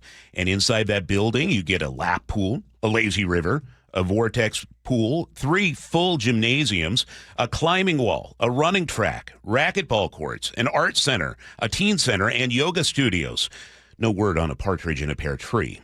Yes, construction costs have gone up. Fair enough. So double that number. Call it $70 million in today's dollars. That still leaves Shoreline $30 million higher for a smaller building with much less to do. Now, the Sumner YMCA did have public money in the deal. City of Sumner put in $5 million, state $2 million. The rest came through the YMCA, naming money, and fundraising. Now, you do need a membership to use the pool at the Y. These are membership fees that scale to income, by the way. The YMCA offers scholarships, so no one gets priced out. The YMCA model asks people who use it to help them pay for it. Shoreline's model asks every property owner to subsidize the building, whether they swim or not. Shoreline wants voters to create what's called a Metropolitan Park District. That district would collect property taxes to build the pool, operate the pool, maintain the pool, and eventually pay for future recreation facilities too. This is the second time Shoreline has asked for something like this. In 2019, the city put a $103 million bond on the ballot. The proposal was bigger than this one. It had the pool, 2 gyms, a commercial kitchen, a jogging track, exercise rooms, and park upgrades. Voters said no. Well, technically 54% said yes, but state law says a bond needs 60%. So the measure failed. Shoreline went back, studied what happened, and came back with a different structure. This time, voters are not being asked to approve a bond. They're being asked to create a Metropolitan Park District. Votes there only need 50% plus one. Same general idea, but a lower bar. And once the district exists, tax does not simply vanish when the pool gets paid off. City's own language says the money can go toward future recreation facilities. That means you think you're paying for a pool by voting for it in 2026, but 20 years from now, the same taxing district could be paying for something else. Believing in public pools doesn't make every price sensible. Loving the idea of a pool doesn't erase the math. This is $100 million of taxpayer money for one pool. Smaller facility than Sumner got, much higher price. A project voters already rejected once, brought back with a lower threshold. And a taxing district that can keep collecting money long after the pool is built. My dad's trailer park pool didn't have a lazy river. We had a great time anyway. And that's the 735 commentary for Tuesday, June 23rd, 2026. You can text your thoughts to the Muckleshoot Casino Resort text line, 888-973-5476. Join the chat on our YouTube Live at KIRO Newsradio, and you can always leave a comment at mynorthwest.com. It's 7:39. Sully, what's coming up in traffic? We're going to take a look at the breaking we have on the northbound I-5 drive coming up from South Center. We'll talk about it next. It started as a puddle. Where? In the shower. Uh-oh. Then the kitchen sink. Started backing up? Yeah. I know where this is going. Clogged up. Right. No problem. Beg your pardon? There's no clog we can't clear. You're Dan. From Apollo Plumbing. This is going to get pricey. How about $83? To clear my drain? Apollo Plumbing clears main drains every day. For $83? $83 or it's free. What's the catch? No catch. We'll even do a camera inspection. Why's that? It's the best way to find the cause of your clog. And it's included? No extra charge. Truth is, we hate clogs. I don't love them. Seen them all. Ew. I promise. There's no clog Apollo can't clear. Guaranteed. 83 or free. Goodbye, slow drains. All it takes is an accessible clean out. And Apollo gets my drains draining again. You call, we come, it's fixed. My heroes. Just doing our job. Thank you, Apollo Plumbing. ApolloPlumbing.com. Spring is here and it's time to call Integrity Roofing and Construction, your trusted local roofing team. They'll keep your home leak-free and protected all season long. Spike O'Neill here. Visit IntegrityRC.com to schedule a free roof assessment and video inspection today. Serving our community with over 10 years experience in roofing and restoration, their skilled team can help with everything from simple roof repair to full renovation. Schedule your free estimate today. Visit IntegrityRC.com. That's IntegrityRC.com or call 206-202-ROOF. Jonathan here from DUI Heroes. Summer's a time to celebrate, but also a time when DUI arrests go up. Please be safe out there and don't make the mistake of drinking and driving. But if you do make that mistake, DUI Heroes is here for you to help get your life back together. We defend you, the person, the human, during the traumatizing and stressful time of going through this. That's why we call ourselves DUI Heroes. Because when the odds are stacked against you, you need a hero on your side. So get your free case evaluation at 1-800-DUI-HERO or DUIHeroes.com. At Uline, the prevailing opinion is, if you don't live it, you don't believe it. The people at Uline believe in hard work, and they live it by being there 24/7 to answer your call, having 41,000 items in stock, and offering same-day shipping from 12 locations across North America. Business owners, sellers, buyers, shippers, and packers believe it. Uline is the hard-working, dependable source for your shipping and industrial supplies. Visit uline.com. Summertime means sunshine, baseball games, beach trips, hiking, and more. So don't let your bank stop you from having fun. Free checking at WaFd Bank is the way to go. There are no minimum balances or monthly maintenance fees to worry about. Plus, you'll get spending tools and the latest technology to help you stay on budget. Not only is WaFd Bank rated a best bank, we have more than 200 branches to serve you across 9 western states, so you have access wherever you are. Visit wafdbank.com to open your account. Additional fees may apply. Member FDIC. Golden Crest Metals helps investors understand how physical gold and silver can be held inside qualified retirement accounts without pressure or confusion. Our team brings decades of experience in precious metals and retirement planning with a focus on clear education, straightforward pricing, and a process designed to put clients first. Why do investors choose Golden Crest Metals? Experience, transparency, and a client-first approach. Tune into The Gold Show with Kenny Michaels every Saturday at 1 p.m. 7:43 now. We check traffic on the 3s with Chris Sullivan. And we're dealing with a pretty legit commute today on this Tuesday. Tuesdays are usually our heaviest day of the week. And even during summertime, which it is now officially, we are looking at some really heavy braking up the northbound I-5 corridor, beginning right at the beginnings of basically Boeing Field and then on up into downtown. We're up to 40 minutes to go from South Center into downtown and about an hour and 10 all the way from Federal Ways. We still have some annoying slowing getting up past 200th, past the Kent Des Moines Road. Valley Freeway, manageable, about 50 minutes. It's really heavy in Auburn and at the north end. Just kind of some meandering, slowing out of the Sumner area a little bit up at the north end. And then Renton to Bellevue's 45 minutes. The S-curves are very slow today, all the way up past about 44th, the VMAC there. And then you have more into South Bellevue. The Lake Bridges are still in very good shape. However, eastbound 90 is slow on that ramp to northbound 405. Coming down from the north end, a pretty standard day. We got a little bit of braking at 529 in Marysville, a little bit across the trestle, and then just some off and on braking, kind of under the speed limit stuff, but not by much till you get down to Linwood. But boy, from Linwood on down, it is very heavy today, especially through Mount Lake Terrace, past the Nile Golf Course, through that merge there. Up over an hour from Everett to Seattle, about an hour as well from Everett into Bellevue. Lake Bridges are still, though, in very good shape. I know I already mentioned that.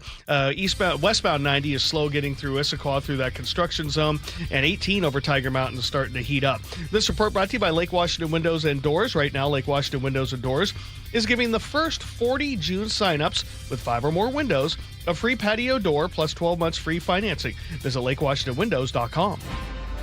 We're looking for a high of 89 in Seattle today, so a hot one on tap. Tomorrow we cool down relatively, 83 the high. We'll be in the 70s on Thursday. Right now in Seattle, it's 64. Coming up, G. Scott will describe what he's been seeing during the World Cup matches in Seattle. You're listening to Seattle's Morning News. Are you having one of those mornings where you're already behind? You can't find what you need. Your closet's a mess. Pantry's overflowing. Your garage basically unusable. You're not doing anything wrong. Most homes just weren't set up to work the way we actually live. We're here for Closets by Design because they're not just closets. They are garages that finally park cars, pantries you can actually use, laundry rooms, home offices, wall beds, entertainment centers, mudrooms. We're talking everything. And here's the key. It's all custom built in Kent. Nothing is off a shelf. Nothing is pre-made. It is designed for your home and your routines. Because when things are designed right, your day just goes smoother with less clutter, less frustration. Everything finally has a place. Right now, for a limited time, you can get 40% off plus an additional 15% off and 18 months 0% financing on approved credit. If paid in full, go to closetsbydesign.com or call 1-800-BY-DESIGN and get your project started today. Summer is the time to feel and look your best, but I'm not talking about your abs or tan. Guys, I'm talking about your hair. Restore that bald spot, reverse your receding hairline, or add volume to thinning during Advanced Hair's once yearly summer savings event. Advanced Hair's simple one-day treatment begins to regrow your very own hair the very next day, and they guarantee your new hair will grow. They are the team that addressed my hair loss, and I recommend them to everyone. Take advantage of your flexible summer calendar and get the most hair for your dollar. Advanced Hair's summer sales event is on for a limited time. So get the details and schedule your free consultation today. 425-449-8185. One-day treatment, life-changing results. With Advanced Hair, your new hair is guaranteed to grow. Check out the incredible before and afters and make the call now while their summer savings event is still on. That's 425-449-8185 or advancedhair.com. Seattle's Morning News. Hear it live, stream it online, watch the show, or catch the podcast anytime on mynorthwest.com. Well, joining us from the G and Ursula Show, 9 to noon every weekday here on KIRO Newsradio, and the host of the Reset podcast, available on mynorthwest.com. It's G. Scott. Good morning, G. Hey, good morning. We miss you. I miss y'all too. These allergies beating your dog up. Oh, me Just too. Left, right, boom. I mean, it's rough. Well, we need you healthy for the World Cup. Oh, I know, man. You look, I just want to tell you, now very often do I say this. I'm tired. I'm tired. Talk to me about Friday. I was watching it on a plane. What was it like to be there Friday? intense, In a good way. incredible, in a great way. Um, it was a sporting event that was on the most beautiful day in Seattle, picturesque, chamber of commerce type of day. The fans, both sides, Aussies, United States, was just in there. When that first goal was scored by USA, um, it was on par. It's in with some of the biggest games that I've been a part of inside of Lumen Field. There was electricity throughout. When they scored again, first there was a thought of whether or not they didn't score. The refs go to review it. It was good. It was a goal. Stadium erupts again. And I would say the most beautiful part of the whole thing is usually when a football game is done, half the stadium is upset. Their team didn't win or their team won, whichever how it goes. In this case, after the match, the Aussies are like, okay, mate, where's the party? You know what I mean? And so to leave the stadium, yes, the USA won, but then to filter out into the Seattle streets around the stadium it was so much love. You guys know me, I always have some type of crazy metaphor and analogy. And I'm going to tell you what the World Cup has made me think about. When you were growing up, was there ever a time that your parents weren't friends with another adult group, so therefore you couldn't play with those friends anymore? The World Cup reminds me of that. A lot of times when we are in a fight with another country, it's usually the parents or the world leaders that are fighting, that are upset with each other. But the people, we rock with each other. In Seattle, to see all the different cultures come together during the World Cup. And I believe the World Cup, the soccer is just the candy. That's the candy to get everybody in, to everybody hangs together, comes together, because it's a real beautiful thing. Now, I know that there will be people that try to find reasons as to why the World Cup in Seattle was not a good thing. Some of them get paid a lot of money to do that. As somebody who was at the party and has been at the party, I can tell you it's probably been some of the most beautiful times in Seattle. Gee, you have a commentary up on mynorthwest.com right now talking about great things happening in Seattle just in terms of lack of crime. Can you tell us what you wrote about for My Northwest? Yeah, I got the findings.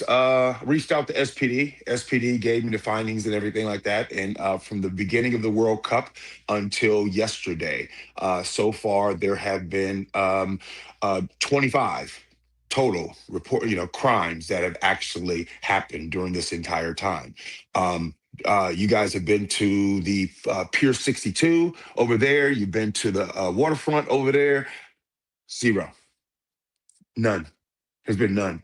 There has been amazing police presence. There have been a total of 261 calls that have been made, 25 reported actual crimes that have come from that.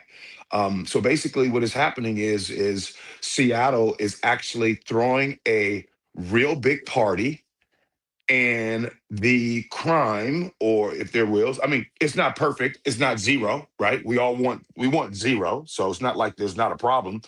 But I just really wanted to talk about that. And what I talked about is how vibes and data link up. We were talking to your pal Ursula yesterday, and both of us live in the city, and we were just talking about how good it feels to hear people from other countries or other parts of this country talking about Seattle and how Seattle has really shown up for this when I think a lot of people didn't expect that to happen. I mean, how did it do during the Seahawk parade? Did pretty good. Seattle be showing up and showing out a lot of times, Amanda. It's a beautiful thing. And speaking of the different folks coming to our region, it's going to be interesting when these folks go back to their countries. You know what I'm saying? They're going to go back to Europe and go over there and be like, hey, Why is my cheeseburger so small? I would like to order ranch dressing with my fries. What do you mean I only get a small plate of food? Why does my bread taste so different? So yeah, these folks coming over here, they're going to gain about 10, 15 pounds. And I don't know if you guys know this, the health department did put out a warning. This is not made up. They did put out a warning. They said that Seattle weed is good. No, that's not what they said. They really said that, hey, watch it. There's been an uptick in ER visits. You are in the Pacific Northwest. You're in the upper left corner of the United States. That greenery is real. You feel me? You know what I love about G is he comes on, he's got bad allergies, and he winds up like the Tasmanian devil. and right now, look at you, man. You're on top of it. You're going to feel better though, right? Man, I hope so. My eyes are all puffy. I worked last night.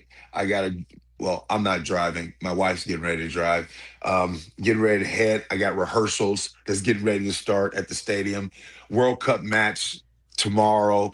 Qatar versus Bosnia Herzegovina. That's going to happen. And then this Friday, of course, is the Pride match with Egypt versus Iran. All right, G. Get some rest, my man. You need it. You gonna kick me out sick, Manda? Yeah. Yes, you may be excused. Have fun and get some rest. Nice to see you. It's been a while. Gee, Scott. Thanks, G. We need to check traffic with Chris Sullivan. And we are definitely seeing building volumes as we approach 8 o'clock, but nothing out of line. The travels have kind of settled in. By far, the heaviest drive is northbound I-5, as we have a Federal Way to Seattle drive of an hour and 10 minutes, with 40 of those minutes from South Center, really bogging down, getting into the heart of downtown. Looking at Renton to Bellevue at about 45 minutes, we have not only slowing through South Center, or getting up through Newcastle, but also at the north end, getting into downtown Bellevue. And there is spillover onto the Valley Freeway. We're back up to 30 minutes out of Auburn and about 50 plus out of Puyallup. Olympia to Tacoma still has braking in Lacey. Give yourself 45 minutes on that drive. And out of the north end, we've got about an hour from Everett to Seattle or Bellevue. This report brought to you by Home Comfort Alliance. AC not working? Don't assume the worst. Home Comfort Alliance repairs first and only replaces if necessary. Get a real price quote in 60 seconds. HomeComfortAlliance.com. Another hot day. We're headed for 89 today. We'll be to the low 80s for tomorrow. Right now in Seattle, sunshine and 66. Coming up, more of the day's top stories from ABC News and KIRO Newsradio. Your best source for local news. KIRO Newsradio. Northwest News. You're great at protecting your data, but lots of places could still expose you to identity theft. I thought it was safe. If that happens, LifeLock gives you a U.S.-based restoration agent who will stick by your side from start to finish. Phone calls, filing documentation, preparing insurance claims, your agent handles it all. In fact, we're so confident restoration is guaranteed or your money back. Isn't it nice to have someone like that on your side? Save up to 30% with promo code NEWS at lifelock.com. Terms apply. Why'd I go to the doctor? Working on the farm, my heart kept skipping a beat. I didn't think much of it, but my daughters made me get checked out. Turns out I have atrial fibrillation, which increases the risk of stroke about 5 times. Symptoms like irregular heartbeat, heart racing, chest pain, shortness of breath, fatigue, or lightheadedness can come and go. But if it's AFib, the risk of stroke remains. If you have symptoms, contact a doctor. I'm so glad I did. Visit notimetowait.com. Sponsored by Bristol-Myers Squibb and Pfizer. Hi, I'm Chuck McDowell, the timeshare cancellation guy and founder of Wesley Financial Group. And I want to set the record straight. I am not an attorney. I've never wanted to be an attorney. And the truth is, I really don't even like attorneys. If I sound like an attorney, I'll apologize. But what I've learned in my 15 years in the timeshare cancellation business is you don't need to be an attorney to get folks out of their timeshare. After 15 years and over 50,000 cancellations, I can tell you with confidence, we know how to get you out of your timeshare. Call us today and we'll send you our timeshare exit guide absolutely free with all your options for cancellation. Attorneys, this was meant to be funny, so please don't sue me, especially my friend Kenneth from Black River Falls, Wisconsin. Call now for your free timeshare exit info kit. 800-881-8686. That's 800-881-8686. 800-881-8686. Underestimating the trucking industry is one of the biggest mistakes I see victims and other lawyers make. Trucking companies have an army of lawyers and experts who act quickly after an accident to protect the company. Only an experienced trucking accident lawyer can navigate the complicated federal and state laws to protect your rights. If you or a loved one has been injured in a trucking accident, call Davis Law Group today for a free consultation or get my free book on trucking accident law at washingtonaccidentbooks.com. Spring is a season homeowners start improving their homes. Hi, Justin Shirley, CEO of State Roofing and Exteriors. If your home needs roofing, siding, new windows, gutters, or decking, our team can take care of it all. For a limited time, save up to $3,000 on a new roof, siding, deck, or windows project. Planning multiple upgrades? Combine your projects and save even more. Or with zero down, zero payments, and zero interest up to 24 months. You can start your project now and pay later. Call 866-ROOF-ROOF or visit stateroofing.com. Guys, tired all the time? Gaining weight? Low drive? These aren't just signs of aging. They could be low testosterone or other underlying issues. This June, for Men's Health Month, Revive Men's Health in Seattle is offering a free comprehensive wellness panel. A $400 value. It checks your testosterone, blood sugar, cholesterol, kidney, liver, thyroid, and heart health. No guessing, just answers. Over 100,000 men have trusted Revive to get real results. More energy, better sleep, improved mood, and confidence that shows. If something feels off, don't wait. Take control and protect your long-term health by knowing your numbers. This offer ends June 30th. Schedule your free comprehensive wellness panel today. Call 206-529-1111. That's 206-529-1111. Or visit ReviveMen'sHealth.com. Feel better, live stronger. Start now. Always exhausted, loud snoring, keeping your partner awake? You could have sleep apnea and not even know it. South Seattle Smiles has a comfortable solution with no CPAP required. Most medical insurance accepted. Call 206-241-5533 today. SouthSeattleSmiles.com. Your best source for local news. KIRO Newsradio. KIRO FM and HD1. Tacoma, Seattle. Northwest News. ABC News, I'm Sherry Preston. The Supreme Court handing down several decisions today, including one ruling that said a Rastafarian man cannot sue the Louisiana prison guards who cut his dreadlocks. The justices condemned what happened to the man, but ruled federal law to protect religious rights does not permit lawsuits for monetary damages. Several other big cases, including birthright citizenship, are still pending. Iran's president in Pakistan for discussions about the ongoing ceasefire with the United States. President Trump this morning claimed on social media that Iran has, quote, fully and completely agreed to what he called highest level nuclear inspections long into the future. He went on to say that if Iran did not agree to this, there would be no further negotiations. However, ABC's Karen Travers reports a spokesperson for Iran's foreign ministry says Iran will not allow inspectors access to nuclear sites that were damaged during the war. Firefighters still struggling to contain a blaze at a 500,000 square foot warehouse in Los Angeles that's been burning since last week. This is ABC News. Today marks the beginning of Prime Day, when Amazon discounts items and shoppers flock to find them. Here's ABC's Mike Dubusky. When it comes to deals, don't expect dramatically steeper discounts when compared to last year's Prime Day. Adobe anticipates categories like appliances will be discounted about 18% as opposed to 17% last year. Meanwhile, computers will shave 13% off compared to 12% in 2025. Even still, Adobe says these are likely to be the biggest discounts on Amazon until the holiday shopping season kicks off in November. Mike Dubusky, ABC News. After having taken over Boston and drinking it dry of beer, Scottish World Cup soccer fans are now in Miami Beach. The Tartan Army marched through the streets of downtown on Monday. They went to the Marlins game, and Scotland will take on Brazil in a World Cup group stage match tomorrow evening at the Miami Stadium. The city is promising there will be enough beer to go around. Sherry Preston, ABC News. At 8:02, here's what's happening. Several suspects under arrest in a foiled plot to attack the White House UFC event. One of them, a 21-year-old from Belfair. Luke Ducey will have more coming up. Egypt's soccer team is back at its Spokane base instead of Seattle after security authorities turned down its request to stay closer to Seattle. The team plays Iran at Seattle Stadium Friday. Need a way to beat the heat? Pierce Transit is giving free rides to cooling centers through tomorrow on buses and paratransit. It's time to check traffic every 10 minutes with Chris Sullivan. And we are looking at a relatively normal Tuesday. The heaviest brake lights now we have are on southbound I-5. Getting away from, say, the Mill Creek interchange down through Alderwood to about 44th there before it eases off. So a little heavier there today. I'm checking to see if that might be related to a chicken joint opening up, though we'll be talking about in my choke point later this hour. But we've got an hour plus from Everett into Seattle and about an hour as well from Everett into Bellevue. Brake lights on 405 are working pretty heavy as you work away from Canyon Park. And of course, it's a reminder that yes, it doesn't get there very often, and only when it really has to. $15 in the southbound express toll lane away from Linwood. Rest of the map, about an hour and 10 from Federal Way to Seattle. That's 10 minutes slower than normal. That's because of the heavy brake lights from the Manila Boeing Field all the way up into downtown. Valley Freeway still up at about 50 minutes. 45 from Renton to Bellevue.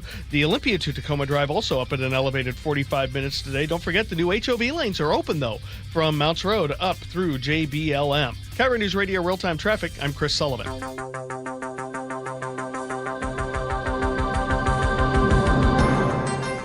Coming up on 8:04 on Seattle's Morning News, this is the Tuesday, June 23rd, 2026 edition.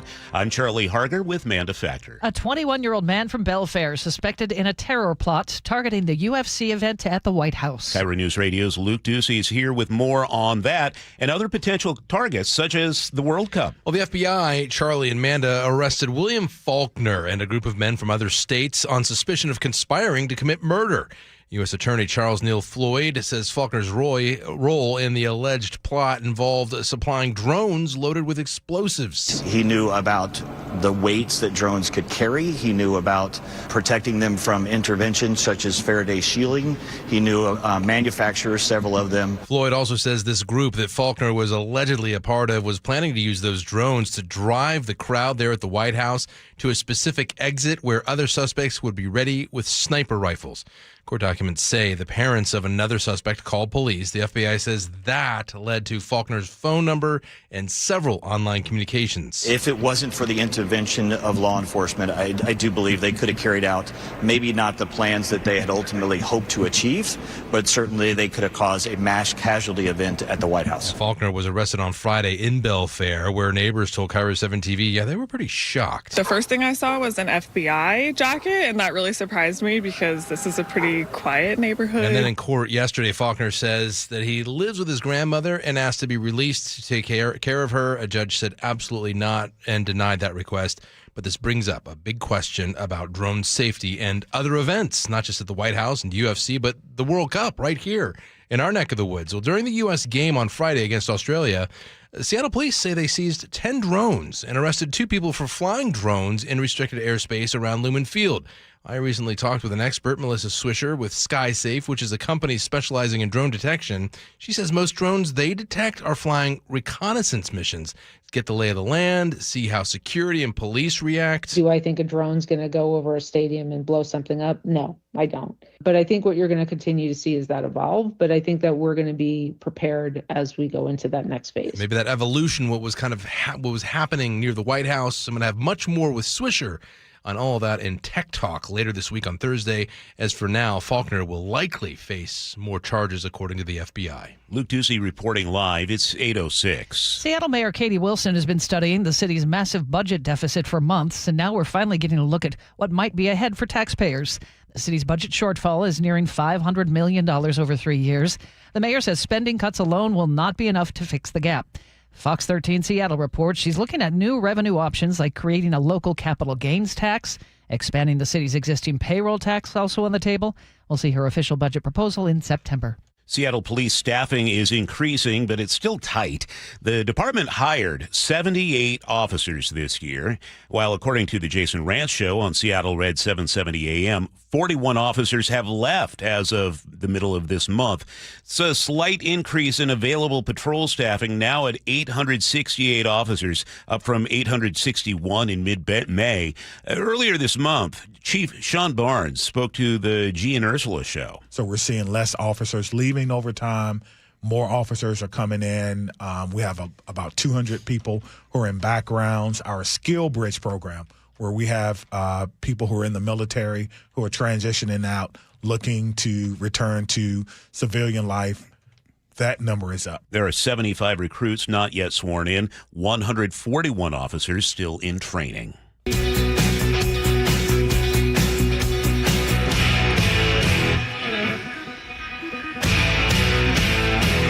Keeping you informed since 1974. This is the city's longest-running radio news show. Seattle's Morning News on KIRO Newsradio.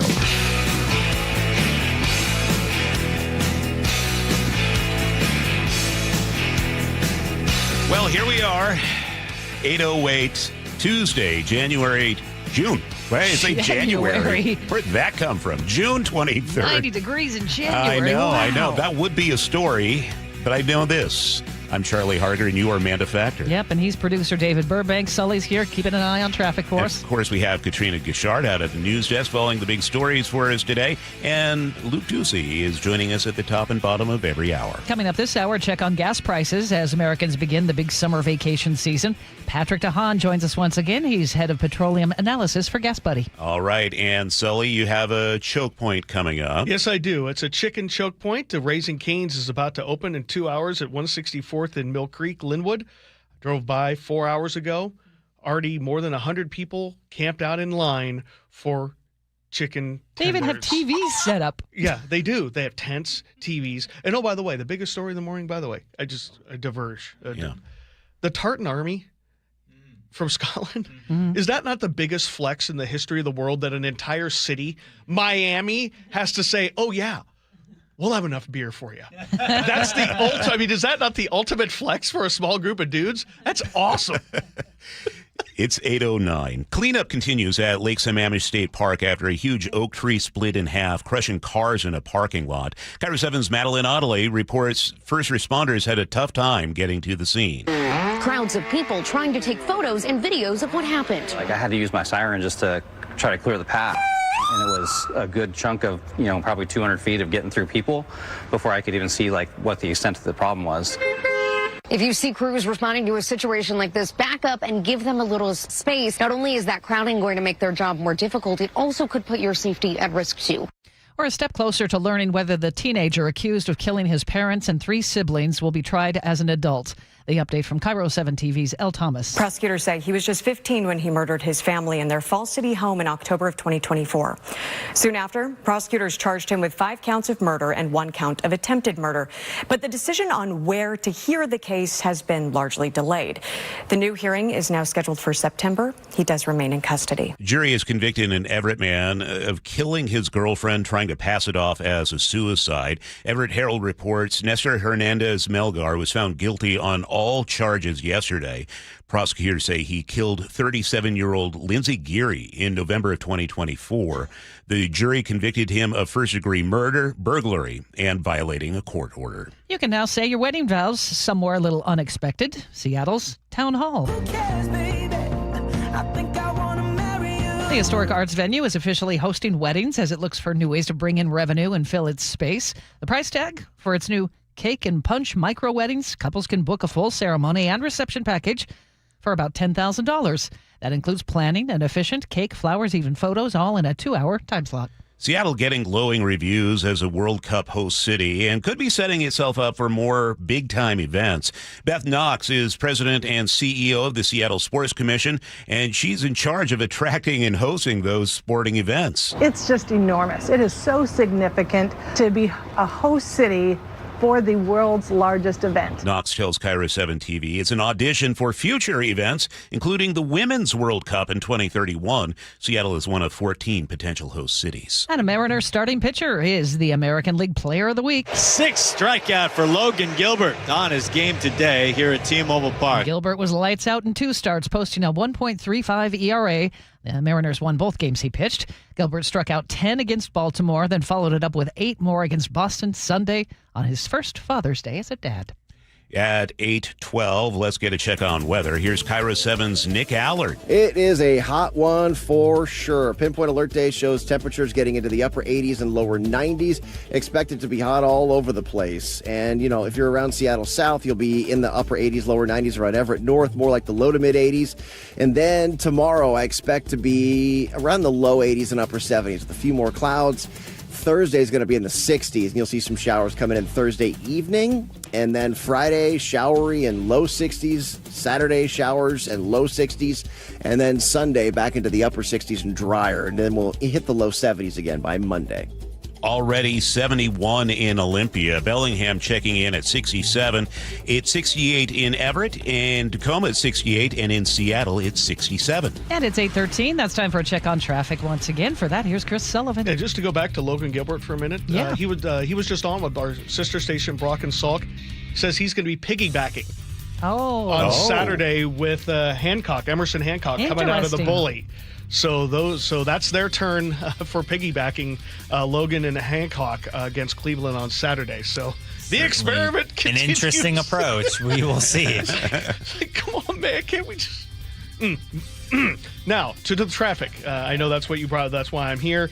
We're looking at a pretty average drive out there. I mean, the brake lights are heavy, pretty heavy actually on southbound I-5 from about the Mill Creek interchange down past 44th. Looking to see if there are some people trying to get off at 164 southbound to make it over to the new Raising Cane's, which opens a little bit later this morning. That's going to be a very interesting couple of weeks there on 164th. But we're up to an hour, 10 minutes now from Everett into Seattle, about an hour and 10 as well from Everett to Bellevue. You have the brake lights to get through there before 405, and then once you're on 405, it's from Canyon Park down. Looking at northbound I-5, still struggling from the beginnings of Boeing Field into downtown. Really heavy day into downtown today. 40-plus minutes from South Center gives us well over an hour and 10 all the way.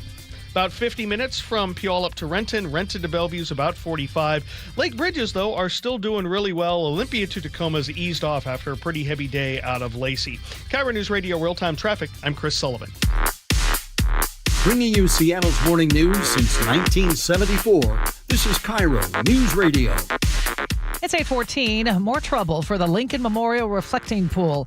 ABC's Olivia Rubin has more from Washington, D.C. President Trump saying it must be drained immediately for repairs, just weeks after a $16 million renovation project wrapped up. It's not a lot of damage, but we'll probably have to let the water out and refix it. The pool has been a pet project for the president, personally going there to tout the work. It's going to look better than it did in 1922 when it was built. But not long after it was repainted and refilled with water, algae spreading, turning the pool green, and that new paint peeling right off the bottom. Negotiations continue between Iran and the U.S. Before departing Switzerland, the vice president said they created, in his words, a good foundation for a successful final deal that would end the conflict.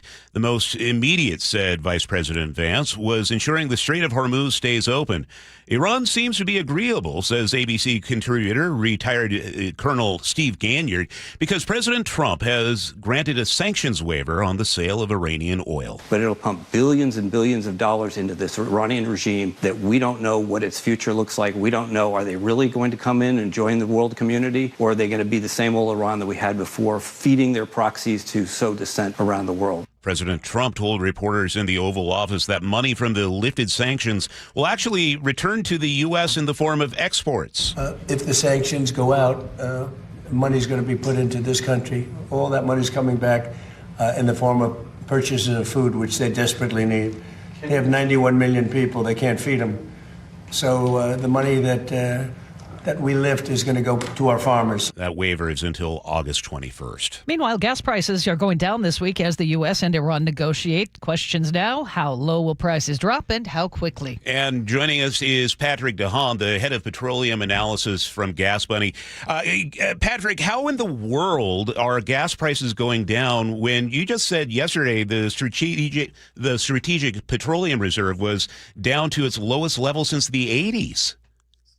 Yeah, that maybe it sounds sizable, but another point of context is that the SPR is still about 47% full. So, again, we like to look at multiple sources of data to paint a broader picture. So, the SPR is low, but the SPR is a finite amount of oil. What's more critical about the strait is it unlocks, a potentially infinite amount of oil that could flow through that waterway.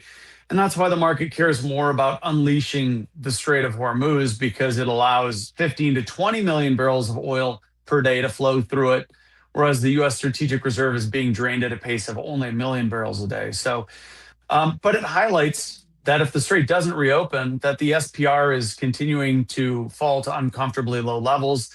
And that's probably why the president and Iran are kind of in the predicament that they are, that they need to find a deal, because there's a lot of pressure both on Iran's economy and both on the U.S. economy from falling inventories. Well, I mentioned gas prices have been going down this week. How long would you expect that to continue? Well, so long as there continues to be good news between the U.S. and Iran, maybe another couple of weeks. And Seattle, as you mentioned, down another 13 cents a gallon in the last week. We could ultimately fall closer to the $5 mark in the weeks ahead. Well, maybe more sort of the months ahead, depending on how the situation continues to evolve. For now, it's good news. And prices should continue to drift lower for gasoline and diesel, not just across Seattle, but really the entirety of the U.S. We heard from ABC News. They were talking to some people who were saying that the price drops will slow down in the coming weeks. Do you agree with that assessment? Yeah, they certainly may. I think that, as you get into July, price decreases may slow down. It depends on whether or not the price of oil continues to sustain these drops. I mean, the price of oil now is only about $10 a barrel higher than where it was prior to the war. The reason why gasoline prices are still lagging behind is because, unlike oil, the specifications for gasoline do change. We are in the summer. We're using that more expensive blend of summer gasoline, and demand is up. So, yeah, the pace of decreases may slow down the weeks ahead. How exactly that goes is really going to be a function of oil and whether or not the Strait of Hormuz remains mostly open. Flying is not cheap right now. What do you expect to happen to airfare? Well, airfares, airlines have made huge adjustments for the summer. They've reduced capacity. They're filling planes fuller because they expected that jet fuel prices were going to remain elevated. Now that jet fuel prices have come down, it's great news for the airlines, but they're not going to be racing to add new capacity, right? Because their planes are going to be fuller. They're going to be more profitable. Airfares will probably fall, but not for summer travel. They'll probably start falling this fall when capacity starts to go, or I should say when utilization goes down, when airlines are going to have more competition.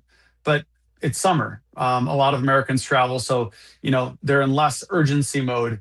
But as airline passenger numbers fall into the autumn, that's when you're probably going to see airfares start falling. Patrick, let's zoom out a bit here. We're almost 4 months into this war. How has your understanding of how economics works changed since before the war compared to where we are right now? Prices did not spiral like some were afraid of. Oh, they certainly skyrocketed, but for a shorter amount of time. I think, if anything, this lesson has taught me to better explain what a president and his impact on gas prices can be. Prior to this, we haven't had to worry about a president that just goes in and attacks a major oil producing country. So, whereas I always try to simplify it by saying the president doesn't really have control over prices. I would now clarify to say a president really doesn't have any options to lower prices, but if he so chooses, the president can, crazily enough, choose actions that do cause oil prices to go up. And I think that's the instance here, is that the president doesn't have a magic wand to lower prices, but if a president does invade an oil-producing country, there can be consequences, and this is what we're feeling. Is it just me, or do you seem a little more hopeful than the last time we talked when you were kind of frustrated keeping track of all of this? It comes and goes, it gets more frustrating some days, and then some days you try to be a little bit more optimistic. And this has just been one of those for the books the last 4 months. Good news, bad news, good news, bad news. It's just frustrating as an analyst because I want to give the most accurate information, but the shelf life on that information can very quickly change. And that's what's been frustrating, I think, about this. And now that, this weekend came and went, there were developments that sounded negative. Now the pendulum is swinging back the other way. We sound more positive. And I think my feeling, is explained by the market and how quickly it can move.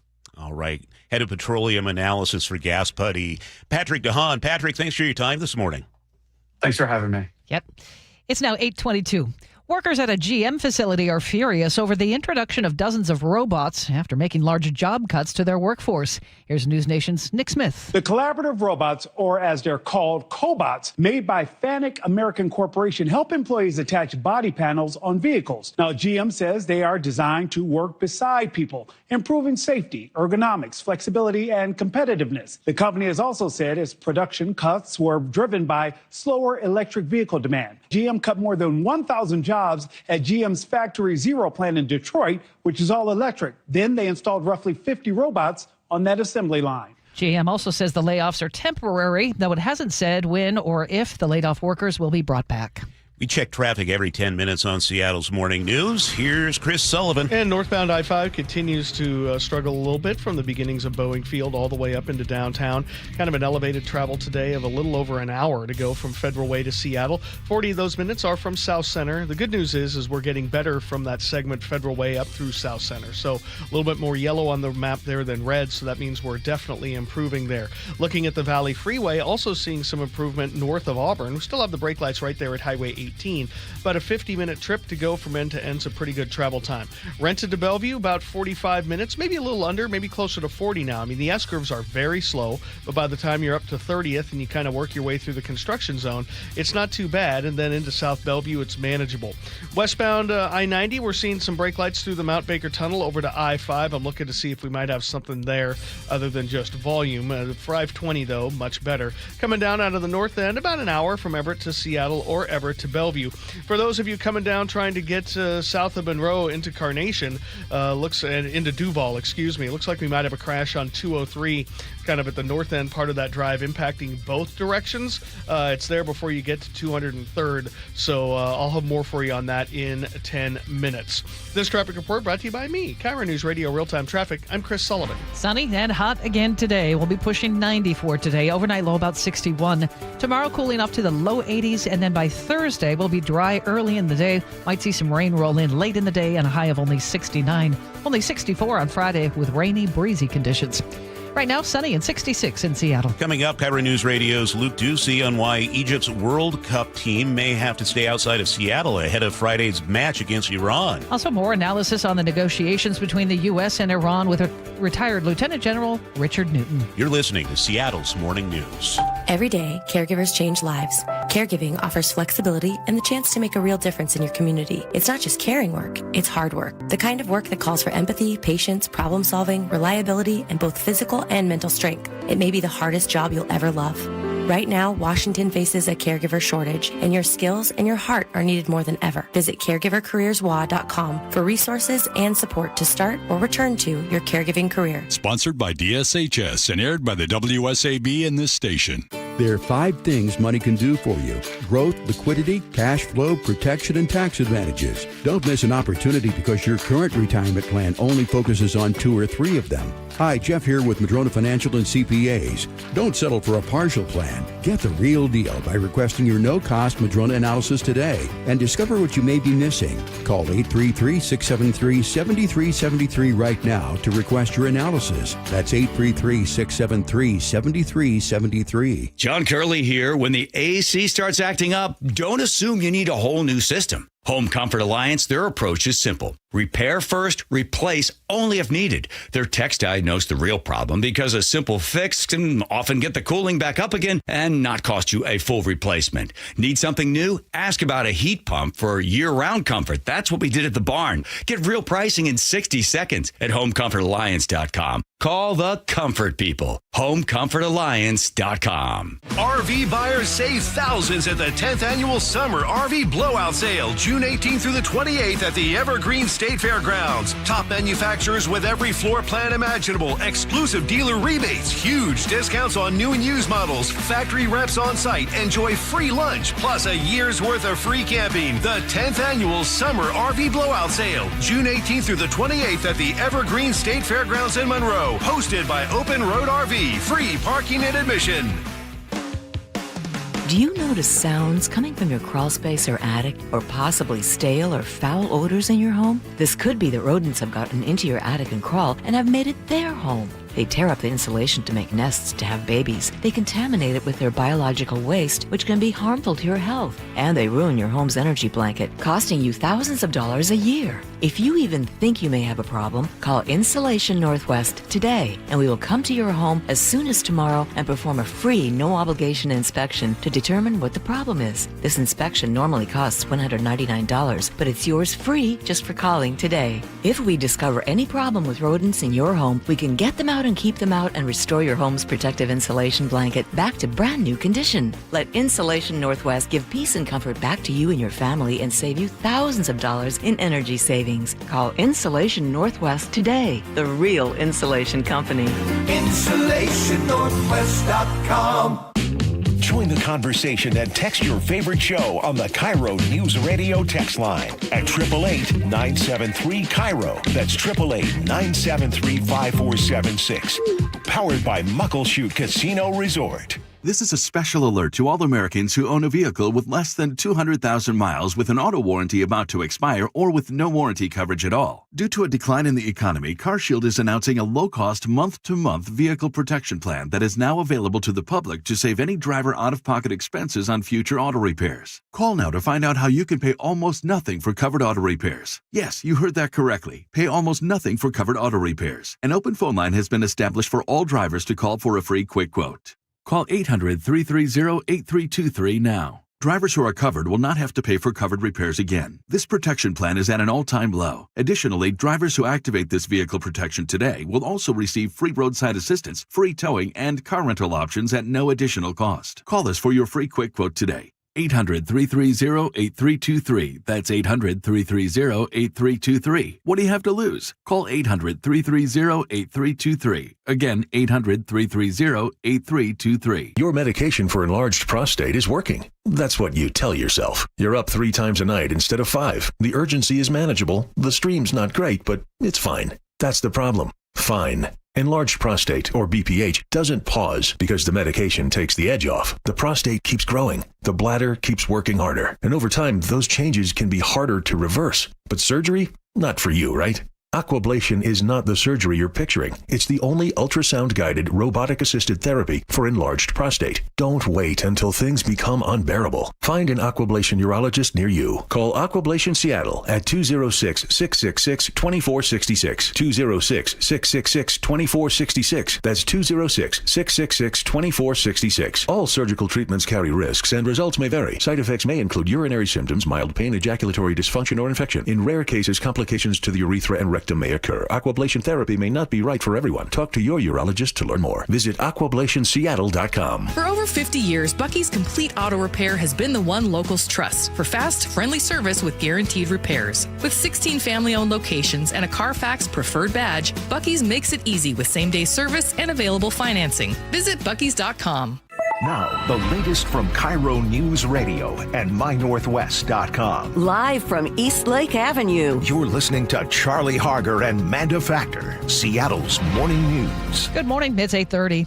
Federal prosecutors arrested a man from Belfair in a terror plot targeting the White House UFC event. They say 21-year-old William Faulkner conspired with others to build and fly explosive-filled drones at the event. We get more now from KIRO 7 TV's Brandon Thompson. They detail a lot of text messages about his knowledge of how much drones can carry, what kind of drone motors and drones they will have to acquire to do this, and what kind of wires, like fiber optic cables, to make sure that those drones can't get jammed. Prosecutors said that he was all in based off of the messages that they saw in this group chat. Faulkner faces a charge of conspiracy to commit murder, and he could face up to life in prison if convicted. Egypt's national soccer team says it was denied a request to stay in Seattle ahead of its next FIFA World Cup match on Friday. And there's also a heartfelt story involving the goalkeeper from Cape Verde who is taking over the internet. We get more now from KIRO News Radio's Luke Ducey. Yeah, let's start with those claims from the coach for Egypt. He says security authorities rejected the team's request to stay in Seattle instead of Spokane for their match against Iran this Friday at Seattle Stadium. The team made that request after their first ever World Cup win over New Zealand in Vancouver, BC on Sunday. They wanted to reduce player fatigue and cut down all the, connecting flights to getting to a smaller airport like Spokane before Friday's match. They won't say if the security authorities are U.S. authorities or FIFA authorities. FIFA did fly the team to Spokane on a private jet after their game with New Zealand, where they've been training at Gonzaga University. In other news now, the story that's taking over the world, Cape Verde, that small nation off the coast of West Africa, capturing the hearts of fans all over the world after tying both Spain and Uruguay in surprises in their first two World Cup matches. After their first game with Spain, their goalie, Vozinha, started crying in a post-game interview and then explained to everyone, I cry because I grew up with my grandparents. And unfortunately, they are not here. They died a few years before. And also because my mom, she didn't manage to be here. She didn't manage to be there because they didn't pay for Mom's visa in time for her to see him play. And I would like she to be here, but I'm very happy also, and I'm very happy for all the Cape Verdean people. Well, that interview went viral, and the State Department, FIFA, several U.S. lawmakers, and Cape Verde Soccer Federation all came together and worked to secure a visa for Mom. If you're watching on our YouTube feed, we have Mom arriving in Miami for her son's game. She made it there in time. They just played Uruguay a couple days ago. She looks elated in the airport to arrive. She watched from a box seat, and Cape Verde tied that game, of course, which set them up for playing Saudi Arabia on Friday. If they win that game, they will go through now to the knockout stage, a Cinderella story that we all love in any sport. That's awesome. Thanks, Luke.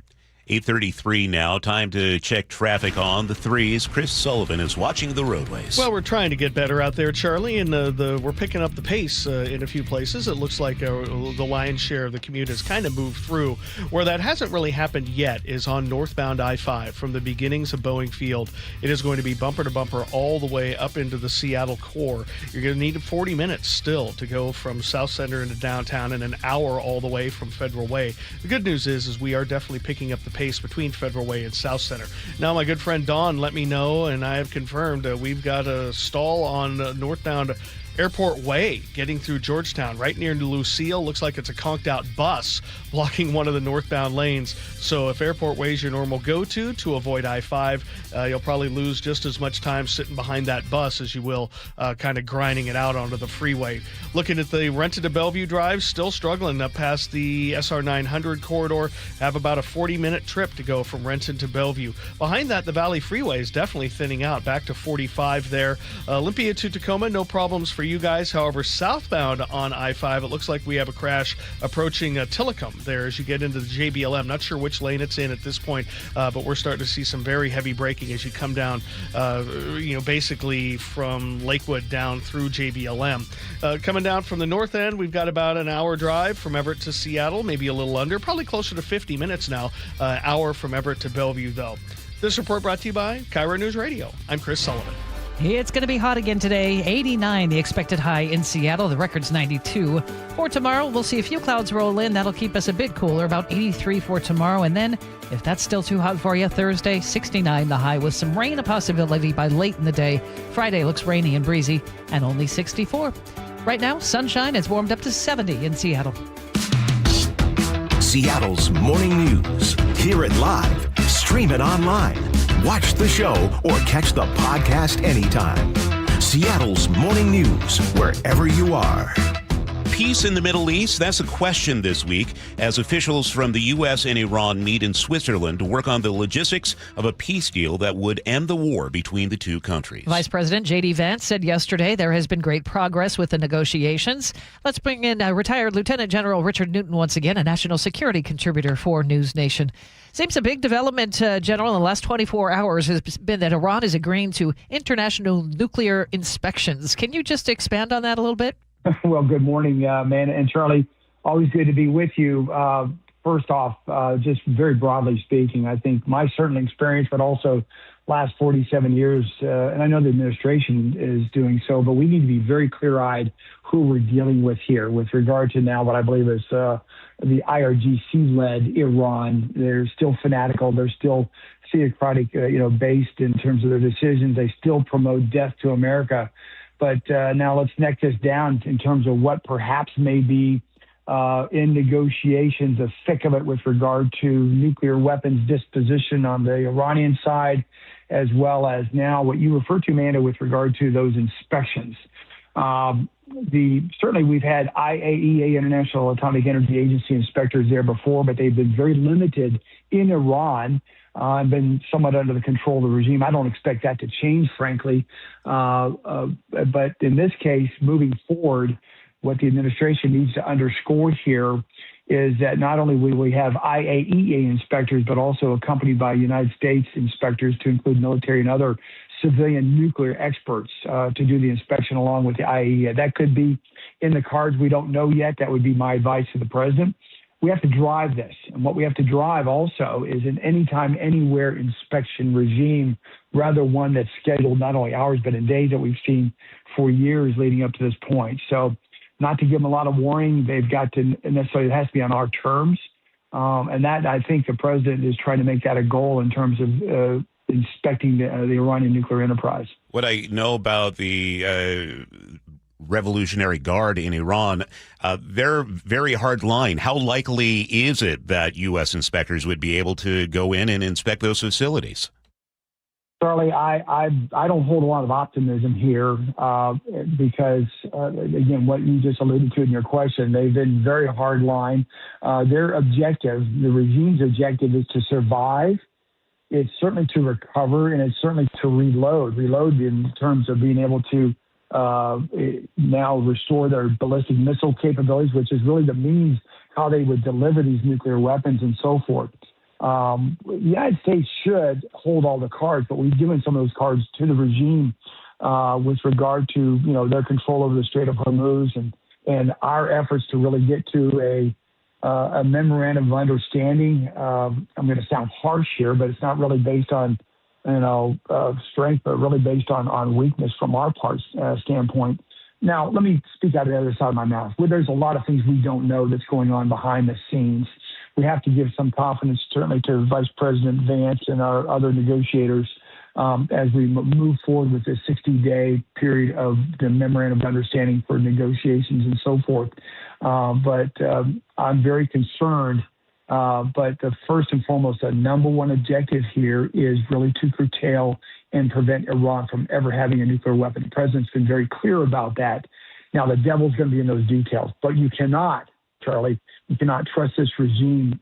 We couldn't do it for 47 years, and especially now that they have a much more fanatical, in my view, theocratic-led regime led by General von Heide, the head of the Islamic Revolutionary Guard Corps. General, we always appreciate you joining us. Thank you so much. Retired Lieutenant General Richard Newton, National Security Contributor for News Nation. And by the way, you can hear that complete interview on our podcast when we publish that in about an hour or so.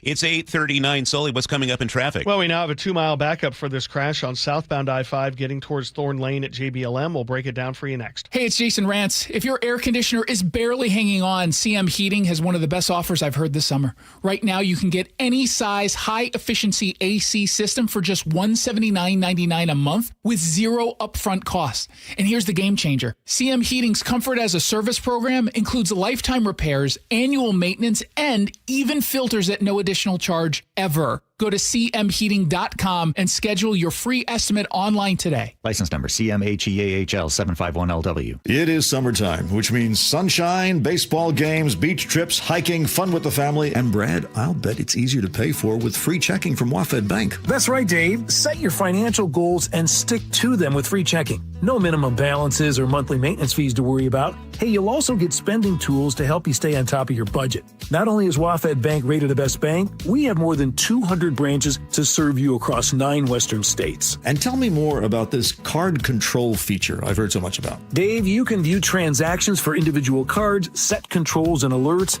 and if you forget your card at the restaurant, you can instantly turn it off while you go back to get it. You'll also have access to free tools like Zelle, mobile check deposit, and when those unfortunate times happen, submit fraud disputes right inside the WAFED mobile app. And don't forget, you can choose from some great-looking debit cards, including Seattle Kraken and Seattle Seawolves cards. So visit wafedbank.com and open your account today. Non-sufficient funds charges may apply. Member FDIC. Join in on the conversation by sending a text to 888-973-5476. That's 888-973-KIRO. Golden Crest Metals helps investors understand how physical gold and silver can be held inside qualified retirement accounts without pressure or confusion. Our team brings decades of experience in precious metals and retirement planning with a focus on clear education, straightforward pricing, and a process designed to put clients first. Why do investors choose Golden Crest Metals? Experience, transparency, and a client-first approach. Tune into The Gold Show with Kenny Michaels every Saturday at 1 p.m. Guys, tired all the time? Gaining weight? Low drive? These aren't just signs of aging. They could be low testosterone or other underlying issues. This June, for Men's Health Month, Revive Men's Health in Seattle is offering a free comprehensive wellness panel, a $400 value. It checks your testosterone, blood sugar, cholesterol, kidney, liver, thyroid, and heart health. No guessing, just answers. Over 100,000 men have trusted Revive to get real results. More energy, better sleep, improved mood, and confidence that shows. If something feels off, don't wait. Take control and protect your long-term health by knowing your numbers. This offer ends June 30th. Schedule your free comprehensive wellness panel today. Call 206-529-1111. That's 206-529-1111. Or visit ReviveMen'sHealth.com. Feel better. Live stronger. Start now. 8:43. We check traffic on the threes with Chris Sullivan. All right, this crash we've been working on southbound I-5 just south of Lakewood, right near Thorn Lane, has been blocking the two right lanes for about the last 12 or 13 minutes. And we have a 2-mile backup behind it and about a 10-minute delay and growing. Tacoma to Olympia is running at about 40 minutes. Looks like it might have just cleared off to the off-ramp there or just off to the right shoulder, but a few of the fire trucks seem to have moved out of the way. But plan on some delays heading south out of the Tacoma area. Coming the other direction, the primary commuting route, it's only 35 minutes from Olympia to Tacoma, so we made it through the storm there. Northbound I-5 continues to struggle from the beginning of Boeing Field past the West Seattle Bridge into downtown. Still over 40 minutes from South Center, which puts us over an hour all the way from the Federal Way area, so behind schedule there by a few minutes. And don't bother trying to get onto Airport Way to try to avoid this. Not only can it really not handle the capacity anymore with the bike lane changes and things they've done there, but we've also got a conked out bus near Lucille in Georgetown, which is causing a little extra braking there. The Renton to Bellevue Drive, about 42 minutes now with some slowing basically through the S-curves and then really at the north end part of that drive. Across the lake, we do have westbound slowing on I-90 getting through the Mount Baker Tunnel, but nothing really you can handle. And for for 520 approaching I-5, a little braking in Montlake. Coming down from the north end, still about 50 minutes from Everett to Seattle and an hour from Everett to Bellevue. Struggle there from basically Linwood all the way down through 522. Valley Freeway back up over 45 minutes with 180th on in not being the greatest of drives at this particular moment. This report brought to you by Home Comfort Alliance. Get a new Carrier cooling system. Now from Home Comfort Alliance, save up to $3,000 in rebates. Home Comfort Alliance. That's homecomfortalliance.com.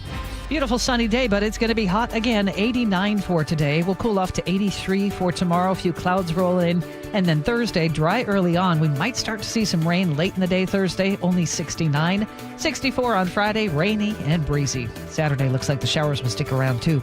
Right now in Seattle, sunshine and 70. All right, coming up, well, Nick is standing by with the sound effects. Sully, what is in your choke point? Well, we're going to put a little chicken and a little fish on the choke point, Barbie, and see how it goes. It's all coming up next on Seattle's Morning News.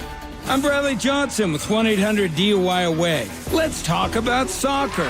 Serious passion, inhuman stamina, and yet exaggerated injuries. Soccer is one of the few sports where overtime is a little subjective.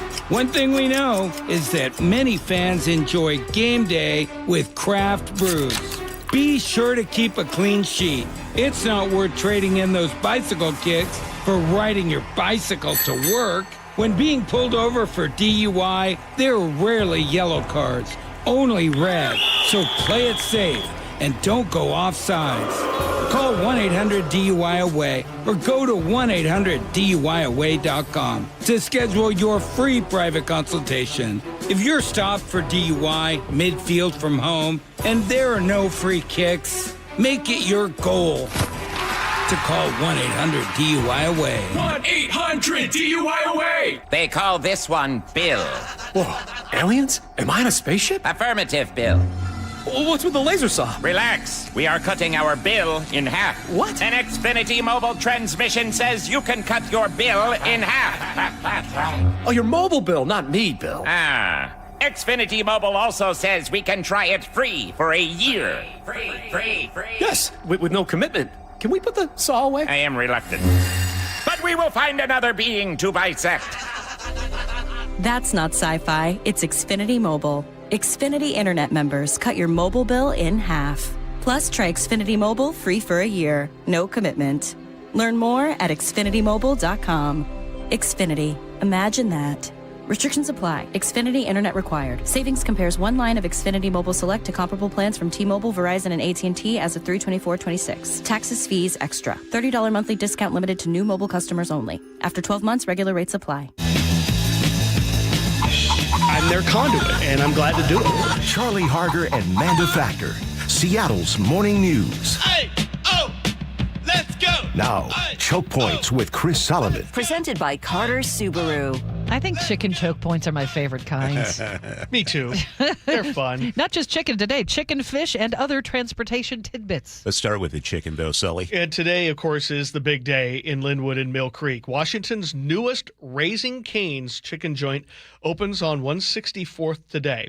The fourth location in Washington and the first north of Seattle. So we're expecting a relatively big turnout. And when I drove by there more than 4 hours ago, there were already more than 100 people waiting in line. There were a lot of people who spent there all night long. There were people in tents. People had TVs. They had lawn chairs. Seemed like they were having a pretty good time.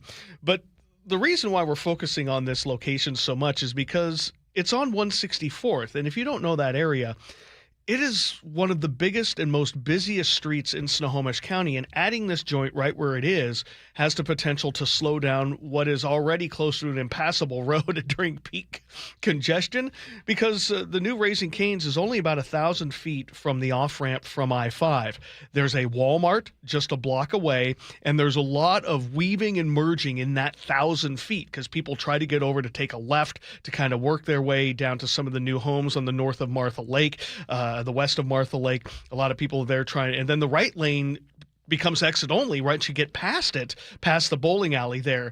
I mean, this is my exit, so I know it routinely, and it backs up terribly, and that's without this. So Snohomish County Engineer and Deputy Public Works Director Doug McCormick told me that they plan to have officers out there today to direct traffic. That is part of our plan, is talking with them to have off-duty police officers, but whether that be Snohomish County or whether it be whoever's in that pool that day that they can hire to help manage traffic for that grand opening. The county's also considering limiting left turns into this Raising Cane's if congestion gets too bad. That could mean adding small little concrete barriers on 164th to prevent turning. So we'll have to see how things go. Again, today's the first day. As I've been telling my friends and my family, since 164th is our exit, go to 128th. Go up one more exit and stay away from this for about the next week or so, and then we'll just see how it goes. Now, from chicken to fish, drivers have been experiencing a new fish culvert detour in Kitsap County. Started last week on Sedgwick Road,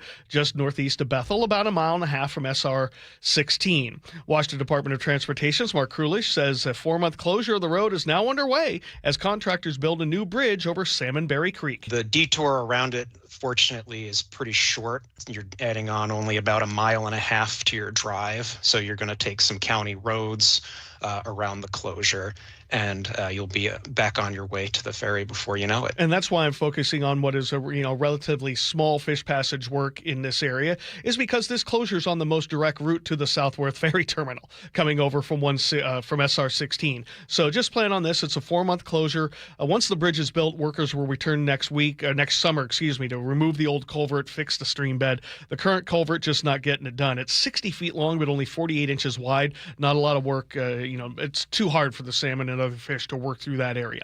Now, speaking of things that need to be upgraded or replaced, the years-long effort to fix the US 2 trestle between I-5 and Everett and the Lake Stevens Snohomish side of the road has taken its next steps. Washed that down to just a few options for upgrading the multiple structures that make up this trestle over EB Island.